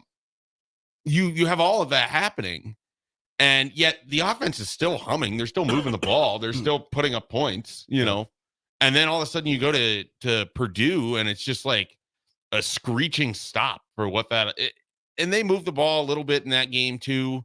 It's not that they were punting. They just couldn't finish drives. And then suddenly against Rutgers, you move the ball in the first half and then never again. Against Indiana, you moved it the first 2 drives and then a little bit in the third quarter, and that was it. Illinois. What was Illinois doing, Bill? What did you remember? Do you remember? Well, Illinois, where they were different was I talked about they were man in the past, and they did mix in zones. They mixed in, and Nebraska was winning with their receivers. Their receivers were getting open, and then suddenly against Indiana and Rutgers and everyone else, those receivers are nowhere to be found. Dylan looks like an entirely different quarterback from a body language standpoint from that Illinois game too. He seems more flustered. I feel like he's in that really awkward spot where he's processing so much information. He's not just playing football. He's trying to predict and react to what he's seeing instead of just going out and letting natural things happen. Interesting. Which is, he's a freshman quarterback and playing his 8th game coming up on Saturday. Like, this isn't unexpected. It's just they have to figure out how to make the game easier for him and get him back to where he's throwing on his first read. I wonder how much of that. I think he's really deep in his head. Either of you can comment on this, or Jake. How much of it is this defensive coordinators are so good in this league, and they have kind of somewhat figured it out on Nebraska? I always talk about when you have things on film, that makes it all of a sudden it's like all you're going to see is whatever is very difficult. Sometimes you just go, okay, that if you go against Illinois, a lot of free access throws. So when you talk about getting open, that was more schematics versus into zones where there are areas they could throw the football. That's where it was as far as more where Indiana played quarters, which is a matchup zone. Okay. And so on the matchup zone on the outside, those guys were matched up, and you have to win on the outside because there's no post player. Yep. You can go play action post, and it's going to be just him in the corner. That's how it's going to be in that defense. You're manned up on the perimeter. On the perimeter. That's what I do in Nebraska all day long. And so it's a zone concept underneath on shallow crossers and some different things, but up the field like that, it's 4 verticals. It's just man on man up the field. is what they have to do. What surprised me was schematic wise, they got into empty one time. They hit Fedoni for about an 8 or 10 yard gain in a spot route. And I said, I go, they found something. So if they stay in quarters versus empty, they can't cover it. Yeah. And so there's too many holes. I've tried to do it before. You can't. You have what if we do this? What if we do? You can't. Did they keep doing it or not? And they never went back to it. Right. And so that was the one that, because I go, they found an answer. They found an answer because empty versus too high in quarters, and the routes aren't on the outside. Those guys on 1 and 5 out here, they're just out there to eat up space. All the throws are going to go to the inside guys, which they did. He saw it right away. Boom. I've got 2 shell look, which means I go here. One boom. time though? Yeah. I don't know if it went before that, but the one time when they hit Fedoni, I believe it's the second half, it's about an 8 yard gain. And I go, oh, there's the first drive of the second half. Yeah, I know what player it was first drive. So I'm like, don't get out of it. If they could just stay in empty versus that coverage, then they're gonna have some situations. But they didn't go back to it. And who knows the why of that? I'm not being critical of it, but I know you're not. But you're not. But that was one they found an answer. They found an answer at that time. Well, and when we talk about what defenses are doing, it sure seems like, starting with Purdue, who got a ton of flags for it, but then others have been better at it. They're just bodying up Nebraska's receivers too. I mean, they're just playing physical with them, and they're taking them out of games. I mean, you had the play against Indiana where they got a penalty for it, but basically just drove the guy right off the field. Yeah. But you can't have that happen as a wide receiver. No, you can't. When we talk about why 100. Nebraska's special teams and gunners are getting destroyed, they're not winning one-on-ones to go down and get to the punt coverage. Like, that's not happening on special teams. And now you're seeing they're not winning one-on-ones with the wide receiver. Like, they're not winning individual matchups. That's it. They're not winning individual matchups up front with their offensive line. They're not winning individual matchups with their defensive line. They're not winning individual matchups in the secondary. And they're not winning individual matchups on special teams. That's why they're in a little trouble. They are losing one-on-one battles, and it is affecting their entire team. Right? In special teams, the 2 hardest tasks are to be one-on-one as a corner, one-on-one defend on punt return, because you just don't win. You just don't win those very often. And so what you just brought up, the other one is to play the front line on kickoff return. Those are the 2 hardest things to be able to do. Front line on kickoff return. Because in general, to get a return, you really have to vice the gunners, because you've got to eliminate those guys teams out are of the doing game. That. And so that over and over and over. And so if you're not winning the one-on-ones, like Schaefer said, that's when you have a chance for the opponent to get. They had a 20-yard return on their first attempt on Saturday. Trouble. And that's the worst part of it is none of this is stuff that they can't see on film, because I can see it sitting there in the stadium as the punt is going and it's off. Controllable. They are so far away from where they need to be because they're not getting off the line of scrimmage. It's controllable too. Yeah. It is. And that's why they're in trouble. It's not a lost cause, but they're in a little bit of hot water. Part of it is hard because you need them, the players, to go out and physically win these matches. Like, that's why I say you're being put in positions to be you're one-on-one as a wide receiver. Right.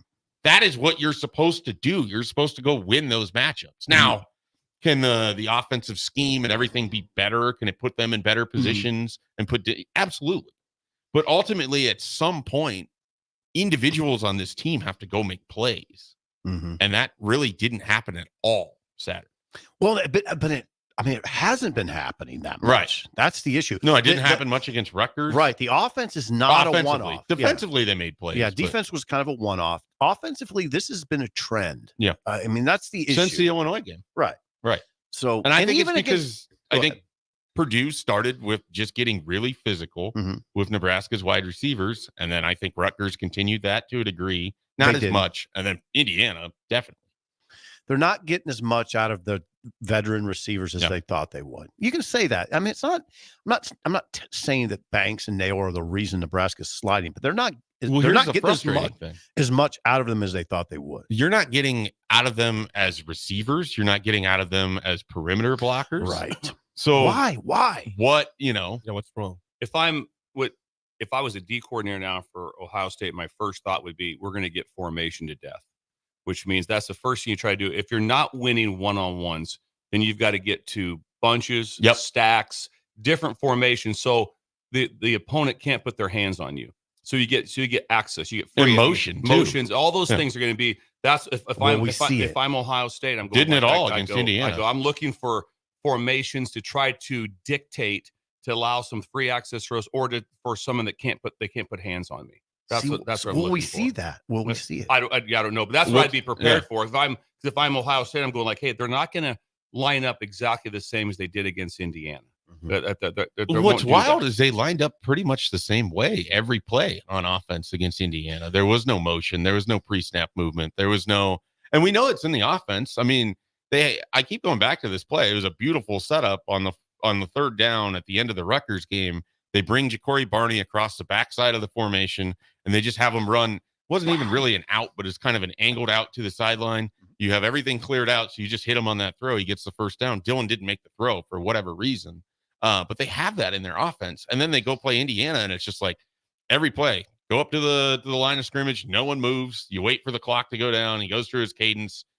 It's just very almost bland. Is it possible they're having problems with motion penalties in practice? Well, I mean, jumping on practice. Nebraska doesn't do simple well, so it's hard to expect them to do more than simple. Yeah. I mean, we're a year removed from the third string tight end taking a snap off of him when he went in motion. Do you understand, though, if you pull back a little bit, what a poor commentary this is on the offensive coordinator? Offensive coordinator, position coaches, the program as a whole. I mean, if you're just being real, none of this sounds good. None of this sounds like a program that has 2 years in the making of what it's trying to do and came off of a bye week. And it's all very legitimate commentary. I mean, it's not. I don't think anything is unfair about it. No, it's right. It's right in front of you. It's right in front of you. Is that also the biggest concern? Is the bye week? I mean that probably came off a bye week. If you played Rutgers and then you went to Indiana and you got waxed and there was no week in between, and they had a bye. I think people would have been like, okay, you're at the end of a long run, et cetera, et cetera. They needed this bye week coming up. Instead, you're coming off of the bye week and you put the worst game on film that you probably played since Michigan of last year. Yeah. And even then, that was not to take anything away from Indiana. They're better than I thought they were, but they're pretty good. I don't think they're 49 points better than Nebraska generally, but they were on Saturday.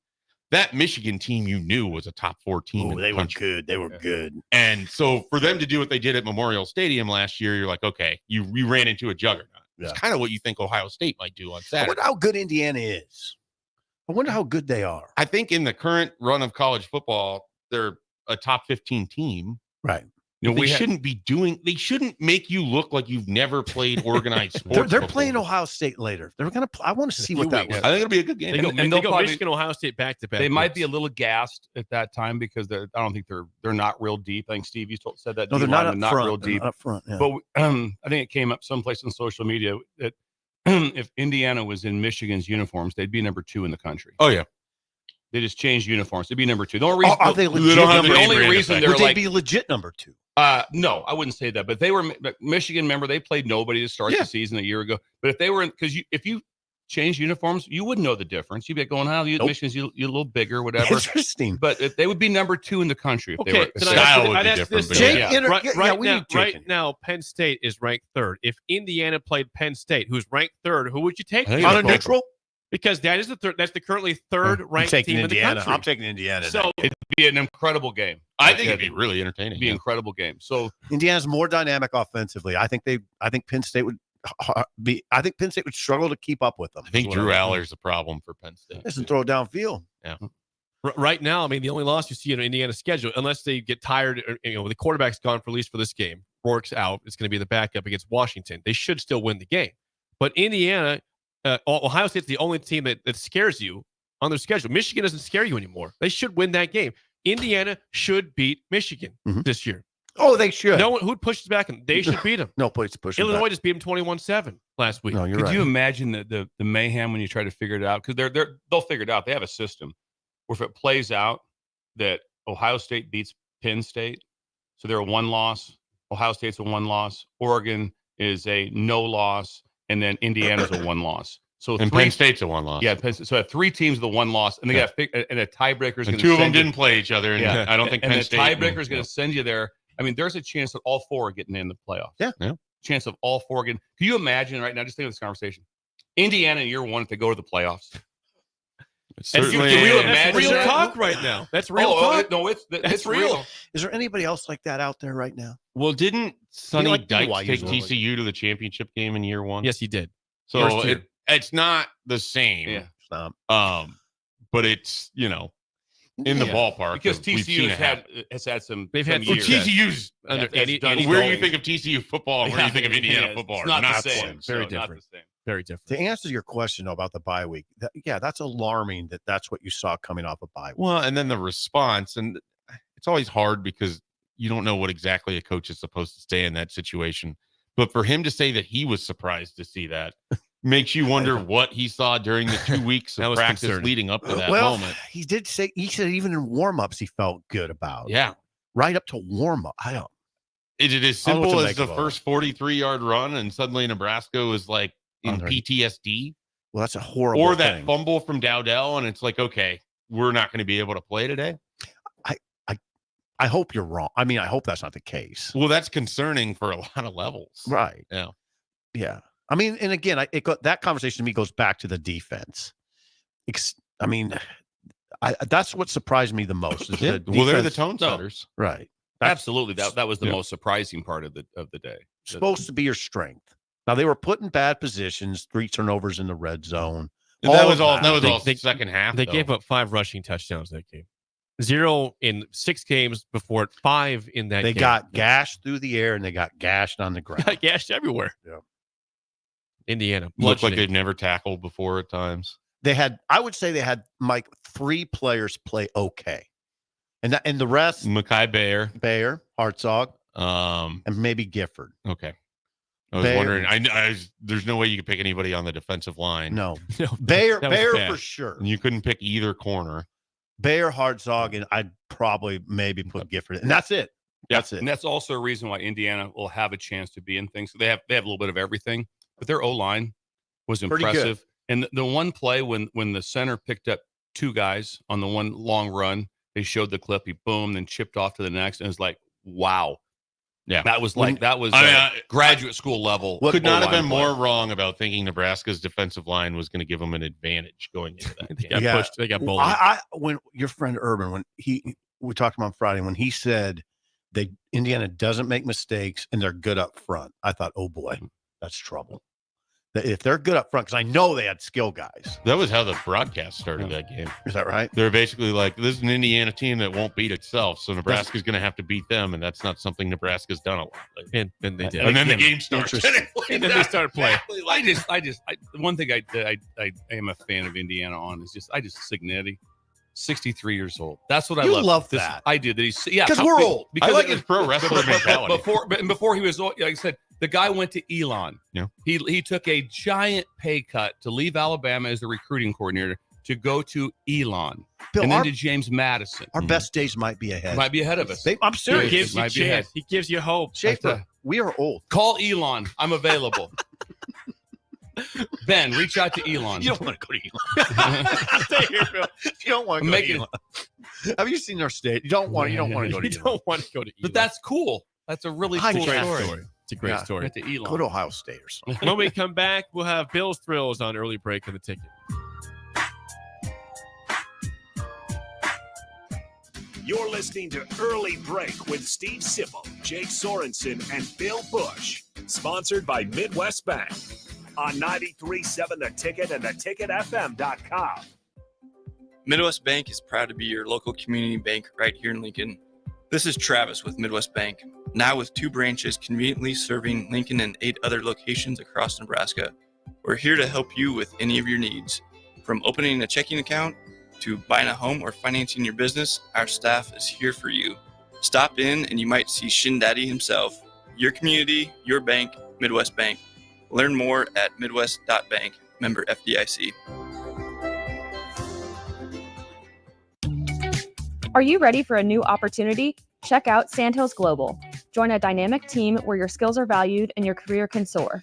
We offer full-time positions with a 4.5-day work week, competitive pay, excellent benefits, and a positive work environment. From IT and marketing to sales and finance, we're looking for talented individuals just like you. Apply today at sandhills.jobs and take the first step towards an exciting future. That's sandhills.jobs. Don't wait, apply now. Gary Michaels Clothier's 41st anniversary sale is happening now. Our entire new fall inventory of suits, sport coats, sweaters, slacks, outerwear, footwear, all now marked up to 41% off. Don't miss your opportunity to save big on brands like Marcello, Bugatti, Jack Victor, Heritage Gold, Alberto, and Zanella. It's the Gary Michaels 41st anniversary sale going on now through November 2nd. Gary Michaels Clothier's 56th and Pine Lake, right here in Lincoln. At Farm Bureau Financial Services, we strive to provide you with the right coverages for all your insurance needs by taking the time to meet with you and review what coverages best fit your needs. So whether you're in the market for home, auto, farm, business, life, or a combination of any of these coverages, we can help with making sure you, your family, or your business have the right coverage based on your individual needs. If you would like to review your insurance needs, please contact Ben Spurt with Farm Bureau Financial Services at 402-217-9945 or through email at ben.spurt@fbfs.com.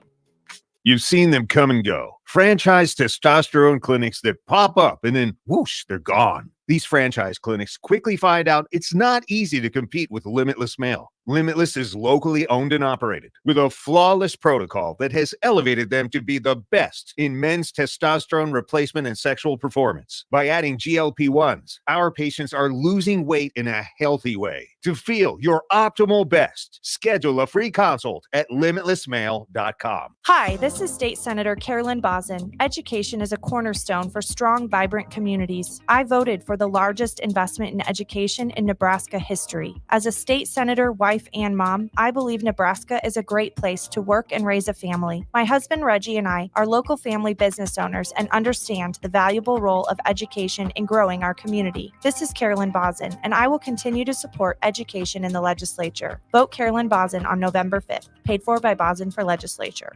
Automotive Solutions is Lincoln's one-stop shop for all your vehicle needs, from vinyl wraps to engine repair and maintenance. Automotive Solutions offers fleet services as well as painting and graphic design for vinyl applications, plus installation of vinyl for boats, trucks, cars, and anything else you want wrapped. Perfection is their standard, and they never settle for less. Call today at 531-249-5600 or go to automotivesolutionslincoln.com to learn more. That's Automotive Solutions, 2024 Southwest 5th Street in Lincoln. Rashawn Jackson here for Bauer Infrastructure, a veteran-owned local company proudly serving Lincoln, Lancaster County, and the surrounding areas. Bauer provides quality work at an affordable price, and they're growing rapidly. If you want to experience a career with a fast-paced, family-friendly environment, visit BauerInfrastructure.com. They have top-of-the-line benefits, year-round work, even through the winter. Bauer, usher in the new era of infrastructure to an area near you. And as always, go Big Red. Drink locally and support local business during Lincoln's Craft Beer Week, October 20th through the 26th. Great beer, cider, distillates, and more are made right here in Lincoln. For more info, visit lincoln.org/beer-week. Brought to you by Visit Lincoln. Remember to enjoy responsibly. Load up on meat and more this fall at the Mercado by Certified Piedmontese at 84th and Havelock. This week's special through October 29th is $1 off per pound on New York strips. Spend $50 and get a free brick of ground beef and 25% off on tea. Locations at 84th and Havelock, 30th and Yankee Hill, and now 85th and Highway 2 in Lincoln, or 168th and Maple in Omaha. Get to the Mercado today for the best meat in town.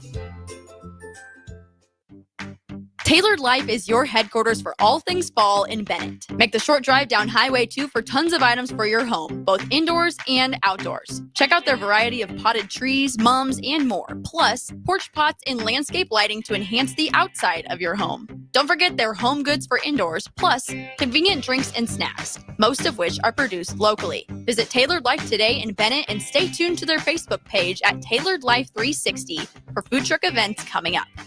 We're on the air. Back. Well, party's starting early today, isn't it? To more of Early Break on 93.7 The Ticket and theticketfm.com.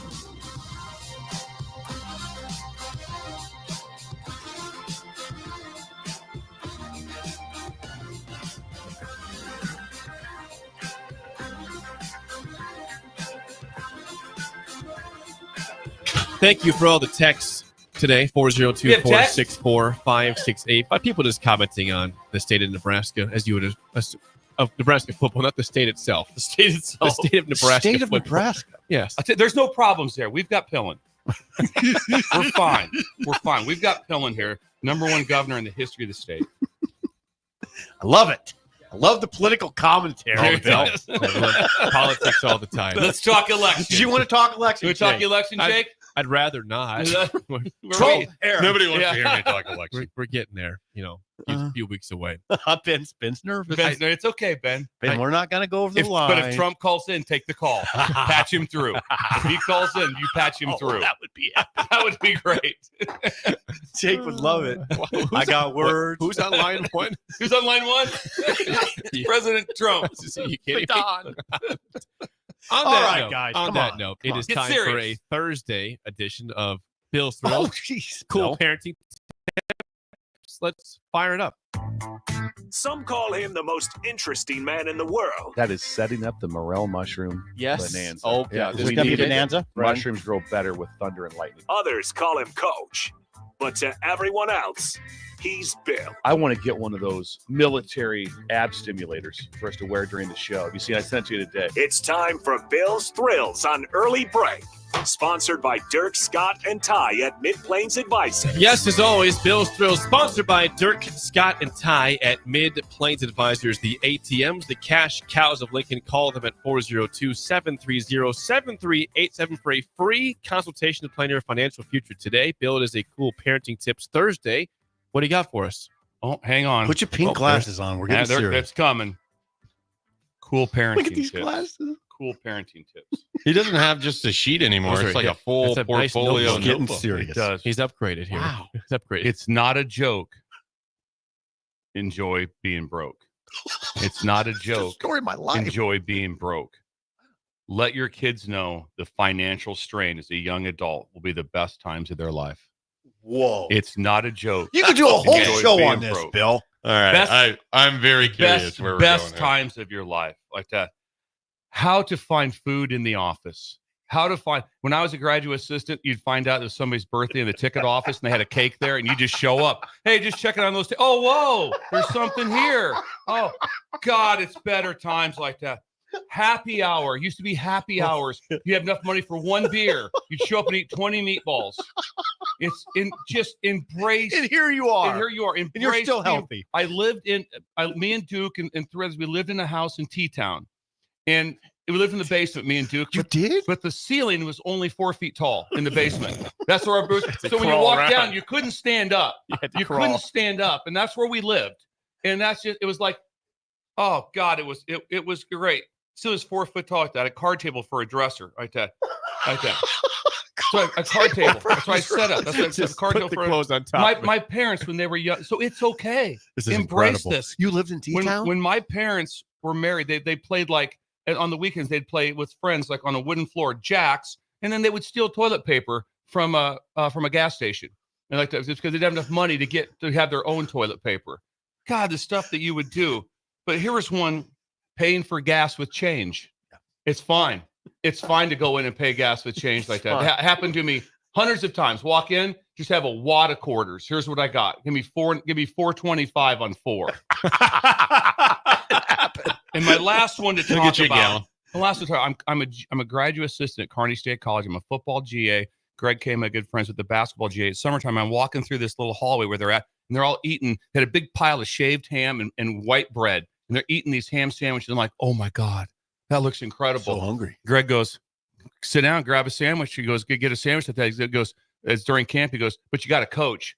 I sat down, had an unbelievable giant ham sandwich, and then just went out on my own and started coaching high school players in basketball low post play. I never played the post in my life. I have no idea what I'm. All of a sudden, I'm out there, and Jerry Heiser, the head coach at Kearney State College, walks by me, and he's like, all right, get down. I had no idea, and I did it for a ham sandwich.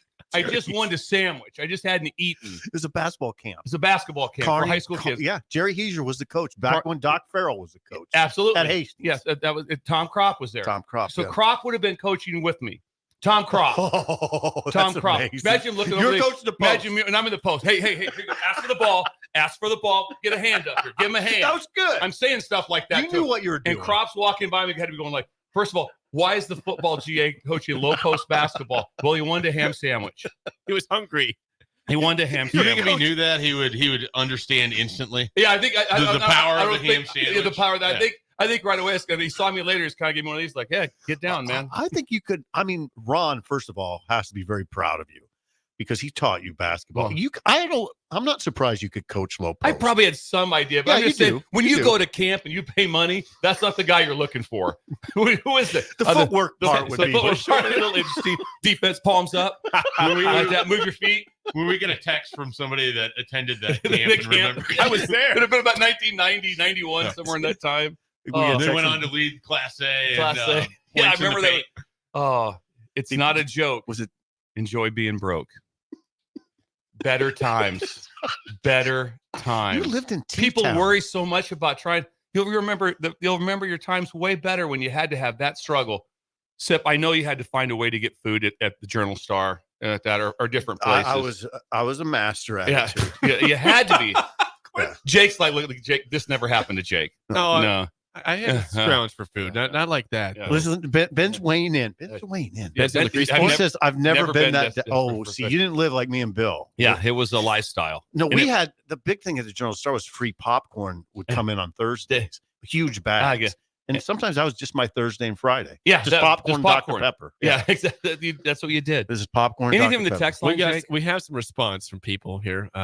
Let's see. Gator says, nothing makes me more excited than when someone emails the whole office, quote, donuts in the lounge. Yeah, so anything don't like see that. less. Yeah, anything that came about, it was like it was unbelievable. If you got wind of something that Boom. hey, there's some food It was somewhere. definitely when I was an intern at the foundation and a couple other Yes. places, and it's like, oh, donuts, Yeah, cake, anything. brownies? Yeah, brownies. I'm taking care of till 3. Yeah, exactly. Or- This is the whole. This is my day. 3 o'clock. Hey, Mike, can you sit in on this conference? We're going to cater in lunch. Yeah. Yes. Yeah. Yes. What do I have to do? I have to stuff some envelopes and take notes? Yeah, Yeah. I can do that. I can do that for a I can do sandwich. that. Yeah, this is a Low home post run. play at Kearney I State get College. that. I definitely get that. Some more response here. Tommy says, I was broke in my 20s. I was working at my Walmart and became friends with the manager of Subway. She used to hook me up with a few loaves of bread a day with meat and cheese. She was an absolute saint. Oh, yeah. When Your you're life broke. gets saved by someone like that looked after you in some time of dire need. George Dar, they back in the, so now everyone gets fed at the university. Everyone eats for free. Full meal, full buffet. What an It's incredible. line. Now everyone gets fed. They all get fed. We got nothing. George Darnson figured that out that we didn't get any money. So George just changed up and he goes, I won't eat over there. I'll ask for a to-go meal. So George would have asked for a to-go meal, and they'd make him 2 sandwiches, some food, and whatever that. And I'd go over and pick it up for him in a bag. And then the guy kind of figured out that what was going on. He'd load it up, but George would not go eat at the training table so that I could get a sandwich. Oh, really? Yeah, That's awesome. So I could get a sandwich. God bless him. Yeah. So that's better times. Way better. Way better. You in T-Town is better time. My mom freaked out. I bet. When she saw where I live. She because talk about a death trap. I mean, for a fire? Are you kidding me? I mean, oh, and not yeah, You just wake up disoriented. And there's You decide to stand up. yeah, and there's no and there was no windows. There's no windows down there. Going down there. So you were in the Hartley neighborhood. Yes, yeah, it was. I loved it. 4-foot ceiling. Yeah, I loved it. You One had time to we came crawl. out, we always took our shoes off outside the house, and someone stole all our shoes. We came out the next day, everyone's shoes were gone. It's like, well, what happened? Someone stole our shoes. Well, I gotta find some new shoes. Damn it! How many they take? All of them. 6 pairs. Some response before you Please, on please. YouTube. Brian says ramen burritos in college, 10-cent packs of ramen and a pack of burritos that would last a week. Oh, yeah, Ramen was absolutely. huge. Macaroni was huge. Better times. Noodles for sure. So just tell It your was kids better it's times. okay. Oh, Matter of 100%. in fact, you really need that strain in your life. Mhm. If everything is just Xanadu, you don't know that. So my deal was always cashews. I'm like, one day I'm going to have enough money to buy cashews. Yeah. And I'd walk by them all the time. Like, don't have that. I can get this, got that. Cashews tasted better back then. They don't taste the same now. No. They don't taste the same. I can buy cashews now. Don't taste the same. It's not as big a deal. I think I that's like it being 100% true. cashews specifically. What's that? That it's cashews. Well, I like specifically. cashews, but they were so much pricier. Right. I mean, it was just the expense was like go $269 for a bag of cashews. That's what I eat on for 3 days. Huge upgrade over peanuts is what he's talking. Huge upgrade over peanuts. And it's like I'd love to someday live that lifestyle. Yeah. I'd like to live the cashew lifestyle. Now you are. Now I kind of am. I can get cashews. You can get some cashews. I can get cashews. Yeah, and I totally understand where you're coming from. That is a wonderful edition of Bill's Thrills, sponsored by Dirk Scott and Ty at Mid Plains Advisors. A cool parenting tip. Low Thursday. post. That was a cool parenting tip. It's good stuff, Bill. It's beautiful, Ben. I hope you listen. Well, Ben's very well-to-do. So. Ben's already said it. Ben's wearing a $150 pair of shoes right now. This doesn't in apply high to school. you. You said just in college, spending $150 on a pair of shoes. Oh, that was rent for a couple months. No, it wouldn't happen. No, I would call my mom and dad for money. My dad would always say no. My mom maybe would sneak me a little bit. My mom, I'd be like, Mom, I'm down. I have Cheerios. That's all I got. So, okay, I'll send you 50. All right. Yeah. All right. Thanks, Mom. Yeah. Helps out. It's time to play the game show. Give us a call right now, 464-568. Have a chance to win a business box of bagels to Bagels and Joe. 3-0 the record this week. 3-0 for Sip and Bill. And today, Schaefer's helping out. Schaefer's helping out on a Throwback Thursday. Don't be nervous, Schaefer. It's more of a It's like a hair in front of me right we now. know how this goes in football season. It's not from me. No, it's not from you. In football season, it's Thursday night football teams. Can you see it? And look who Schaefer's donning the Vikings shirt because the Vikings play tonight. So the Rams. You want him as your lifeline today, and he is your lifeline. Vikings, Rams, all-time leaders. Our trivia today. Schaefer, you just got the layup. Oh, You've boy. got your dream. Or it's just more pressure. I think it's more No pressure. 464-5685. Shut Up Simple starts right now. We've all been there. You're listening to the radio, and then that rage starts to grow inside of you. It starts to consume you. It gets to a point where you just want to yell, "Shut up, Sipple!" No, sorry. I'm sorry. Well, here's your chance. It's time to shut up, Sipple. Call now to play. 464-5685. Shut up, Sipple. Brought to you by Bagels and Joe. 464-5685. Call the Nickdown Sip and Schaefer today in Shut Up Sipple. Again, the topic, Vikings and Rams, all-time leaders. They're playing tonight on Thursday Night Football. And Schaefer is intimidating you if you're watching with his Viking shirt on. I like that He Viking. says, bring Wearing it. purple. Yeah, He you've says, got bring this one. Just look closely related to Grimace right now. That's how intimidating Chris I from am. McDonald's. Okay. Sip, how do you feel about Vikings and Rams? Pretty good. Okay. We got our caller is Kent. Oh, Kent, jeez. Kent, do you feel good about That changed Vikings for and Rams all-time leaders today?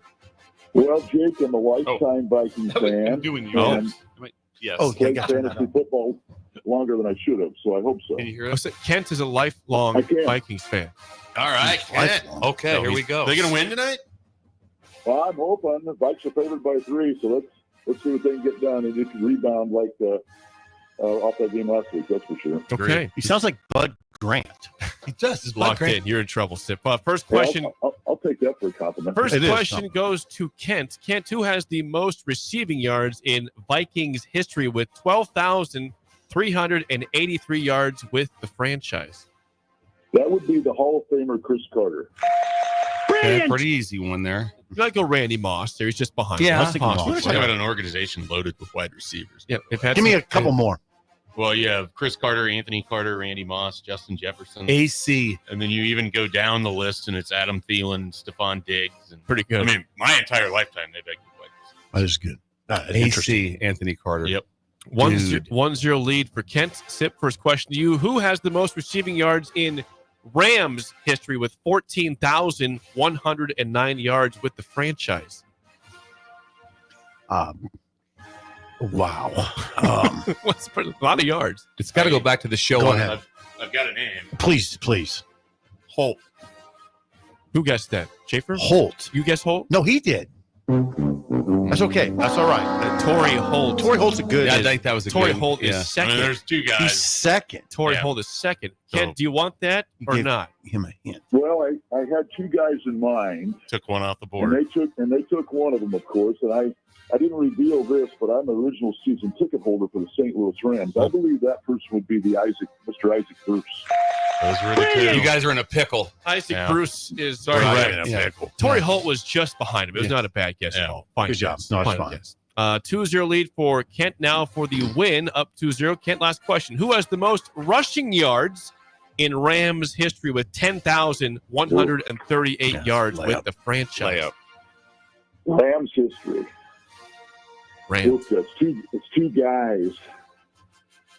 I'm going to go with the guy that played longer for the Rams than the other, and I think that's Steven Jackson. Oh, wouldn't have got it. Wasn't Dickerson? Dickerson's second, but Steven Jackson is correct. And wow, Kent was locked in. So we had a season a Vikings fan and a season ticket holder to the Rams call in. It looked good for you guys until Kent called. Yeah, well, look, give Kent the bait. Maybe that's illegal. Kent, you deserve bagels you get today. 2 dozen. Kent. Yeah, Dominate. well done today. Two Nice dozen win. bagels. Yes, 2 dozen On bagels. us. Nice win, Kent. Yes. Congratulations. But can he coach the low post? Yeah, that's the big question. Can he do that? That is For unknown. a ham sandwich. That's unknown. All right, last question, then we'll get Bill the tiebreaker here. Zip. Adrian Peterson is first all-time in rushing yards for the Vikings with 11,747 yards. Who was second with 6,000? Chuck Foreman. 818 yards. The So guess is Chuck Foreman. what I That guessed is too. not correct. Really? Schaefer, who do you want to guess that one? Okay, so second leading rusher all time. Is it Robert Smith? Yeah. Brilliant. Robert Smith is correct. Yeah, I wouldn't. Yeah. This I goes. still would have guessed was. I would have probably went Foreman over I would have Smith went Foreman. Yeah. because I don't think of Smith as just like strictly running the ball. They threw it to him a lot too. I didn't know he was that good. Robert Smith. Oh, Former he Ohio was State very good. He retired early. I mean, Yeah, he he was did. probably on the path of being. 8-year guy, Yeah, something like that. he just. I think he was one of the early concussions spooked him, and he was done. This is for Bill, tiebreaker. How many regular season rushing touchdowns did Adrian Peterson have in 10 seasons with the Vikings? Oh wow, 10. I thought maybe like 1 year. Now I'll give you a hint. He played 8 full seasons. 2 seasons were very, very short with injury. So basically, you're going off of 8 seasons here. 8 season. Regular season rushing touchdowns. 114. Ooh, Schaefer, go ahead. I think it's slightly over that. Let's see, 8 seasons. I'll say slightly under that. He had a 97 rushing 97. touchdowns, which is still very, very good Yes. in 8 seasons, essentially. 10 seasons there, 2 are right, injury. that's Scored good. 97 touchdowns. That's pretty in the solid. NFL. He had 18 1 year, I'm pretty sure. He's a good player. He was a beast. That was a dude. Beast. Yeah. He was awesome. Beast at OU. They can Yeah. use him right now. 4-3 Oklahoma going to Ole Miss to play that defense. Ole Miss has a defense. Yeah. It won't be good. No, they play. I can't imagine that vibe in the locker room with the. They talked about in the Texas game. They never considered pulling the quarterback, and then the next week they're going back to him. Yep. And so it just doesn't make. Okay, well, Oklahoma get 14 points. That's the question. You'd have to think so because usually you can kind of dumb into 14. They're a pretty rough team. Nebraska did not dumb into 14. Didn't happen last week. The spillover That was an Schaefer. inadvertent commentary. I wasn't. I wasn't. I know. The spillover was Schaefer's next. Just pointed it out.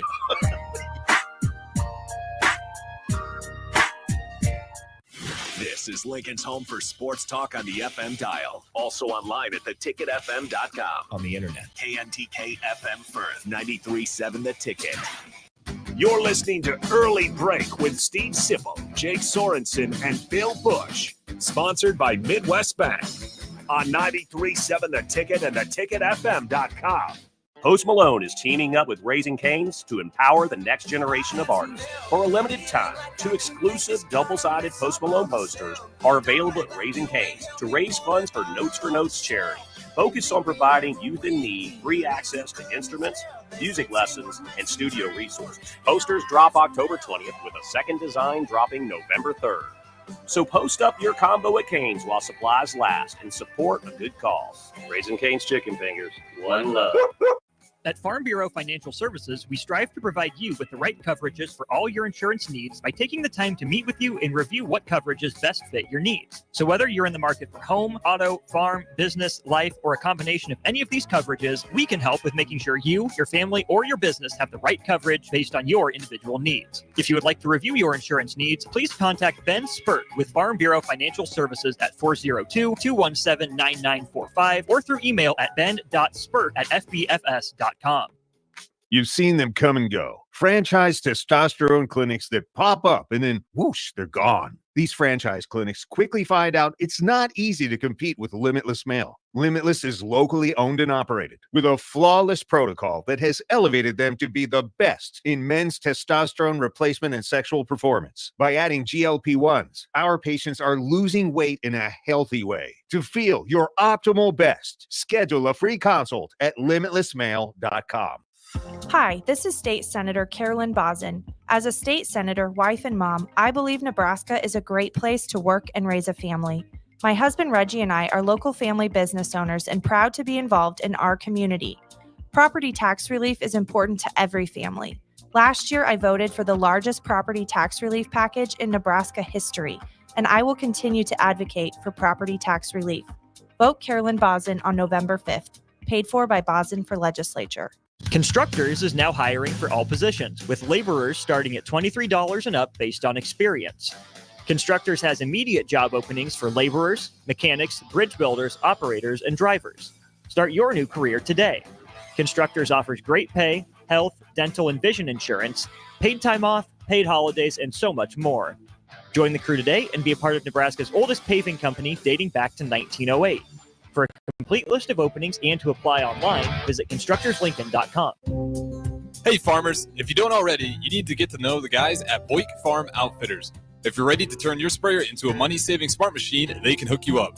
If you just want to get your chemicals from some good guys that care about your operations goals, they want to chat. They work with progressive growers all over eastern Nebraska to assist with equipment upgrades and input options. Busch Farm Outfitters is equipping the modern farmer. Check them out at BoickFarmOutfitters.com. That's BOECK FarmOutfitters.com. Post Malone is teaming up with Raising Cane's to empower the next generation of artists. For a limited time, 2 exclusive double-sided Post Malone posters are available at Raising Cane's to raise funds for Notes for Notes charity, focused on providing youth in need free access to instruments, music lessons, and studio resources. Posters drop October 20th, with a second design dropping November 3rd. So post up your combo at Cane's while supplies last and support a good cause. Raising Cane's Chicken Fingers, one love. Gary Michaels Clothier's 41st anniversary sale is happening now. Our entire new fall inventory of suits, sport coats, sweaters, slacks, outerwear, footwear, all now marked up to 41% off. Don't miss your opportunity to save big on brands like Marcello, Bugatti, Jack Victor, Heritage Gold, Alberto, and Zanella. It's the Gary Michaels 41st anniversary sale going on now through November 2nd. Gary Michaels Clothier's 56th and Pine Lane, right here in Lincoln. When your home fills up with family, Aloe Fiber makes sure that space is a happy place for everyone. Aloe Fiber experts install it all, and full service means step-by-step support, guiding you through everything so you can stay connected to what matters, and the family can always feel at home.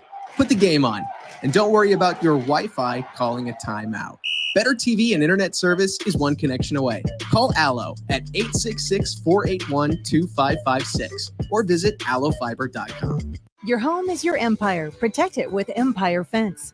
Get a free instant quote with the online estimating tool at empire-fence.com. See an upfront estimate with no hidden fees. An Empire Fence can provide privacy and improve the appearance of your home. Keep kids and pets in or out of your yard. Increase security and add value to your property. Visit empire-fence.com now to view the stylish and maintenance-free possibilities for your home and get a free instant online quote. Let Empire Fence protect your empire. We're on the air. Well, party's starting early today, isn't it? To more of Early Break on 93.7 The Ticket and theticketfm.com.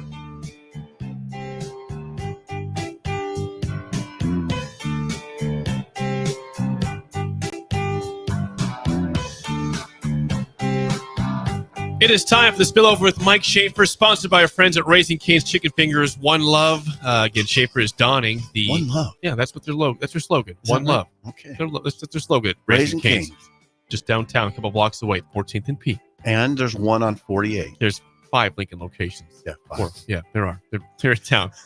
Good stuff. Schaefer. Jake. Good stuff. All right. It is good. Go Well, ahead. we have not addressed recruiting yet with Schaefer, which Please we do once in a while. Now, Nebraska, despite the loss on Saturday, did get a flip from 2025 offensive tackle Juju Marks, who was a Kansas commit, switches to Nebraska, I think on Sunday or Monday. Schaefer, what's the significance of him for Nebraska? Yeah, he publicly announced it on Sunday. I think this has been kind of trending that direction for a little while. I don't know when exactly he informed Kansas and Nebraska that he was going to make that decision, but Juju Marks is a 6'6", close to 300-pound lineman. He can play either side of the ball. Nebraska's recruiting him as an offensive lineman. Except he's got a 6'10" wingspan. Jeez. So Nebraska, I think, likes him as a tackle to start with, to try to keep some of those pass rushers at bay. There's a guy, I actually saw him in a camp in Kansas City in 2023, and I know Nebraska had offered him at that time. There didn't seem to be much communication because he was only a defensive lineman at that point. His junior year, they moved him to play some offensive line, and that's when I think things really kind of took off. So he's a nice addition to an offensive line class that's quietly pretty good. Sean Hammerbeck up from Winter, South Dakota, probably the best lineman in that class. And then Houston Kahina-Torres, I like a lot from the Islands. He's future center, I believe, for Nebraska. Brian Tapu, another offensive lineman they have. So they got 4 guys in this class. They took a good group, I think, last year. I think that offensive line, they got a lot of young guys. Boy, you know, when you move on from the Bryce Benharts and the Ben Scotts and Micah Mazuka, next year, it's going to be, there's not a lot of experience. There's a lot of guys that you went and won in recruiting battles. Like, at some point, you really need this to pay off. Right. And so this is big for Donovan. One of the things that was kind of alarming of the Scott Frost era is that they went and they got offensive linemen. You get Turner Corcoran right away and Bryce Benhart and some of these guys. It's just, it never felt like they transitioned and became good Big Ten offensive linemen. And that's in this league, in this conference, you've got to have good offensive line play. Right. And I think we're seeing that this year still, where it's not like it's bad. Like, I think their pass protection is good. It's good. I think they are good pass protecting offensive line. They just can't get a push. Right. Like, they can't get to the second level. They can't make teams pay in the running game at all. And some of that's the running backs, and some of that's the offensive line. Some of that's the play calling. But it just doesn't look good up front when they're trying to run the ball. No, it hasn't looked good. And but again, like so many conversations about offense, it's kind of complex. So it encompasses all of these different things. Yeah. It's never just the one thing, because there's years where Amir Abdullah makes your offensive line look a lot better than maybe what it actually was. 100. You know, and then there's years where the offensive line makes the running backs look a lot better than they actually. It's what Satterfield said the other day. There was a red flag to a lot of people when he said that he needs to do a better job of being innovative. I'm paraphrasing, being innovative with his play calls, not just running into the line and getting 1 yard and saying, you know, well, I ran. I thought it was interesting. He said he needs to do a better job of essentially being creative. Which is fascinating, because they have to dress up so much of their running game with all of these end arounds and different things because they're not getting yardage. Right. So it's not that they haven't been creative. It's that they can't, again. I think he means in the traditional between the tackle. They can't do simple. Like, no, they don't. My biggest concern for Nebraska over these next 5 games is that right now, simple is really hard for them. Well, Rule said that.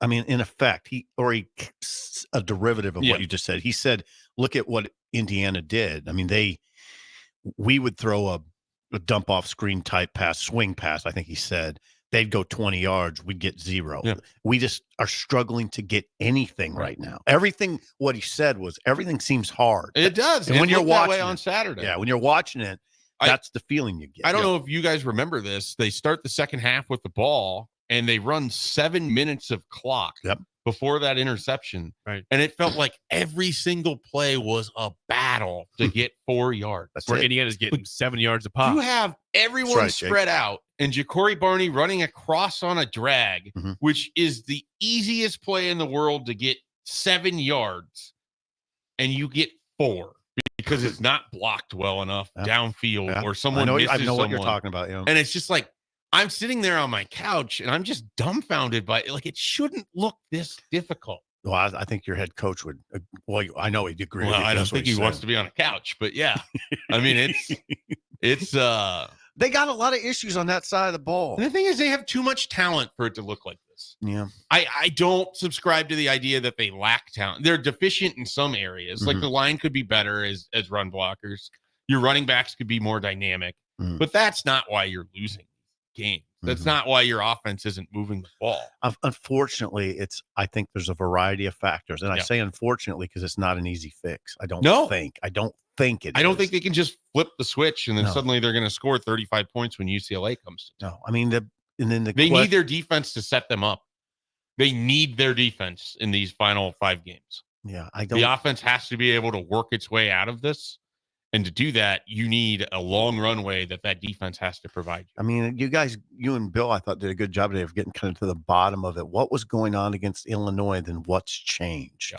And a lot of it's manning. They're getting manned up on the perimeter, I think. Getting pushed around. Well, they're not winning at the perimeter. Right. There's also a conversation again. Is Dylan healthy right now? Oh, yeah. That's what do you think about since that game, since the Illinois game, there's people say there's maybe an ankle issue with him. He's not pushing off his left leg as much. What are you seeing on that? Well, I'm seeing a guy who mentally is going through it, physically is playing a lot of football and having to get through that. I mean, the throws don't look good. There's been people that have posticulated that he re-injured that ankle again against Indiana. I mean, the throws, and you remember the first drive, the first couple throws, they had miscommunications and the ball was high right away. Like it at no point did it look particularly clean against Indiana, regardless of no the wind game before either. or after. No wind. Right. And None. so it wasn't It was a nice day. With Rutgers, no wind, you're like, Jake. okay, conditions, factor, whatever. Indiana, that was. No, there was no wind. It was I have a lot of, there's no way Nebraska would do this. I would play a lot of Heinrich Harburg on Saturday. I would kitchen sink it. In what regard? I wouldn't want to put Dylan out there if his confidence is eroded and he's not healthy, or I wouldn't want to expose him to too much Ohio State. And quite frankly, I think if you played a kitchen sink kind of offensive game, you at least make them scramble a little bit. So you're not suggesting you start Heinrich Harburg? No, but I'm saying that you get him in there like 40% of the time. Oh, interesting. Like just a lot. Now, Bill is suggesting give him a lot of different looks and make Ohio State, because you look like one way on film, and you're in a game where if you play your version and Ohio State plays their version, they're going to win 9.5 out of 10 times. It's interesting. You took it to another level. What Bill said. What Bill say? Jake, 12 plays max, maybe with Heinrich. I would go something like that. Yeah, he said 12. That, 12. Yeah, 12 max. Yeah, you go higher. Right, but it's in part because I don't want I think the worst thing that can happen on Saturday isn't that Nebraska loses or that they get blown out. It's that Dylan has his confidence just completely taken from him. And that he is broken coming out of that game, either physically or mentally or spiritually or whatever, going into the final 4 games of the year, which are the crux of what you need to do. Jake, it's a month you went 0-4, and by the way, last year, and you cannot have that happen. It's a second-ranked defense in the country. Yeah, they haven't been crazy good pass. I mean, they only got to Dylan Gabriel once, so they didn't. You didn't see it against Oregon, but they've. Come on. I mean, it's the second-ranked defense in the country. And they'll have Sawyer. wrinkles. They'll have stuff. Oh, yeah.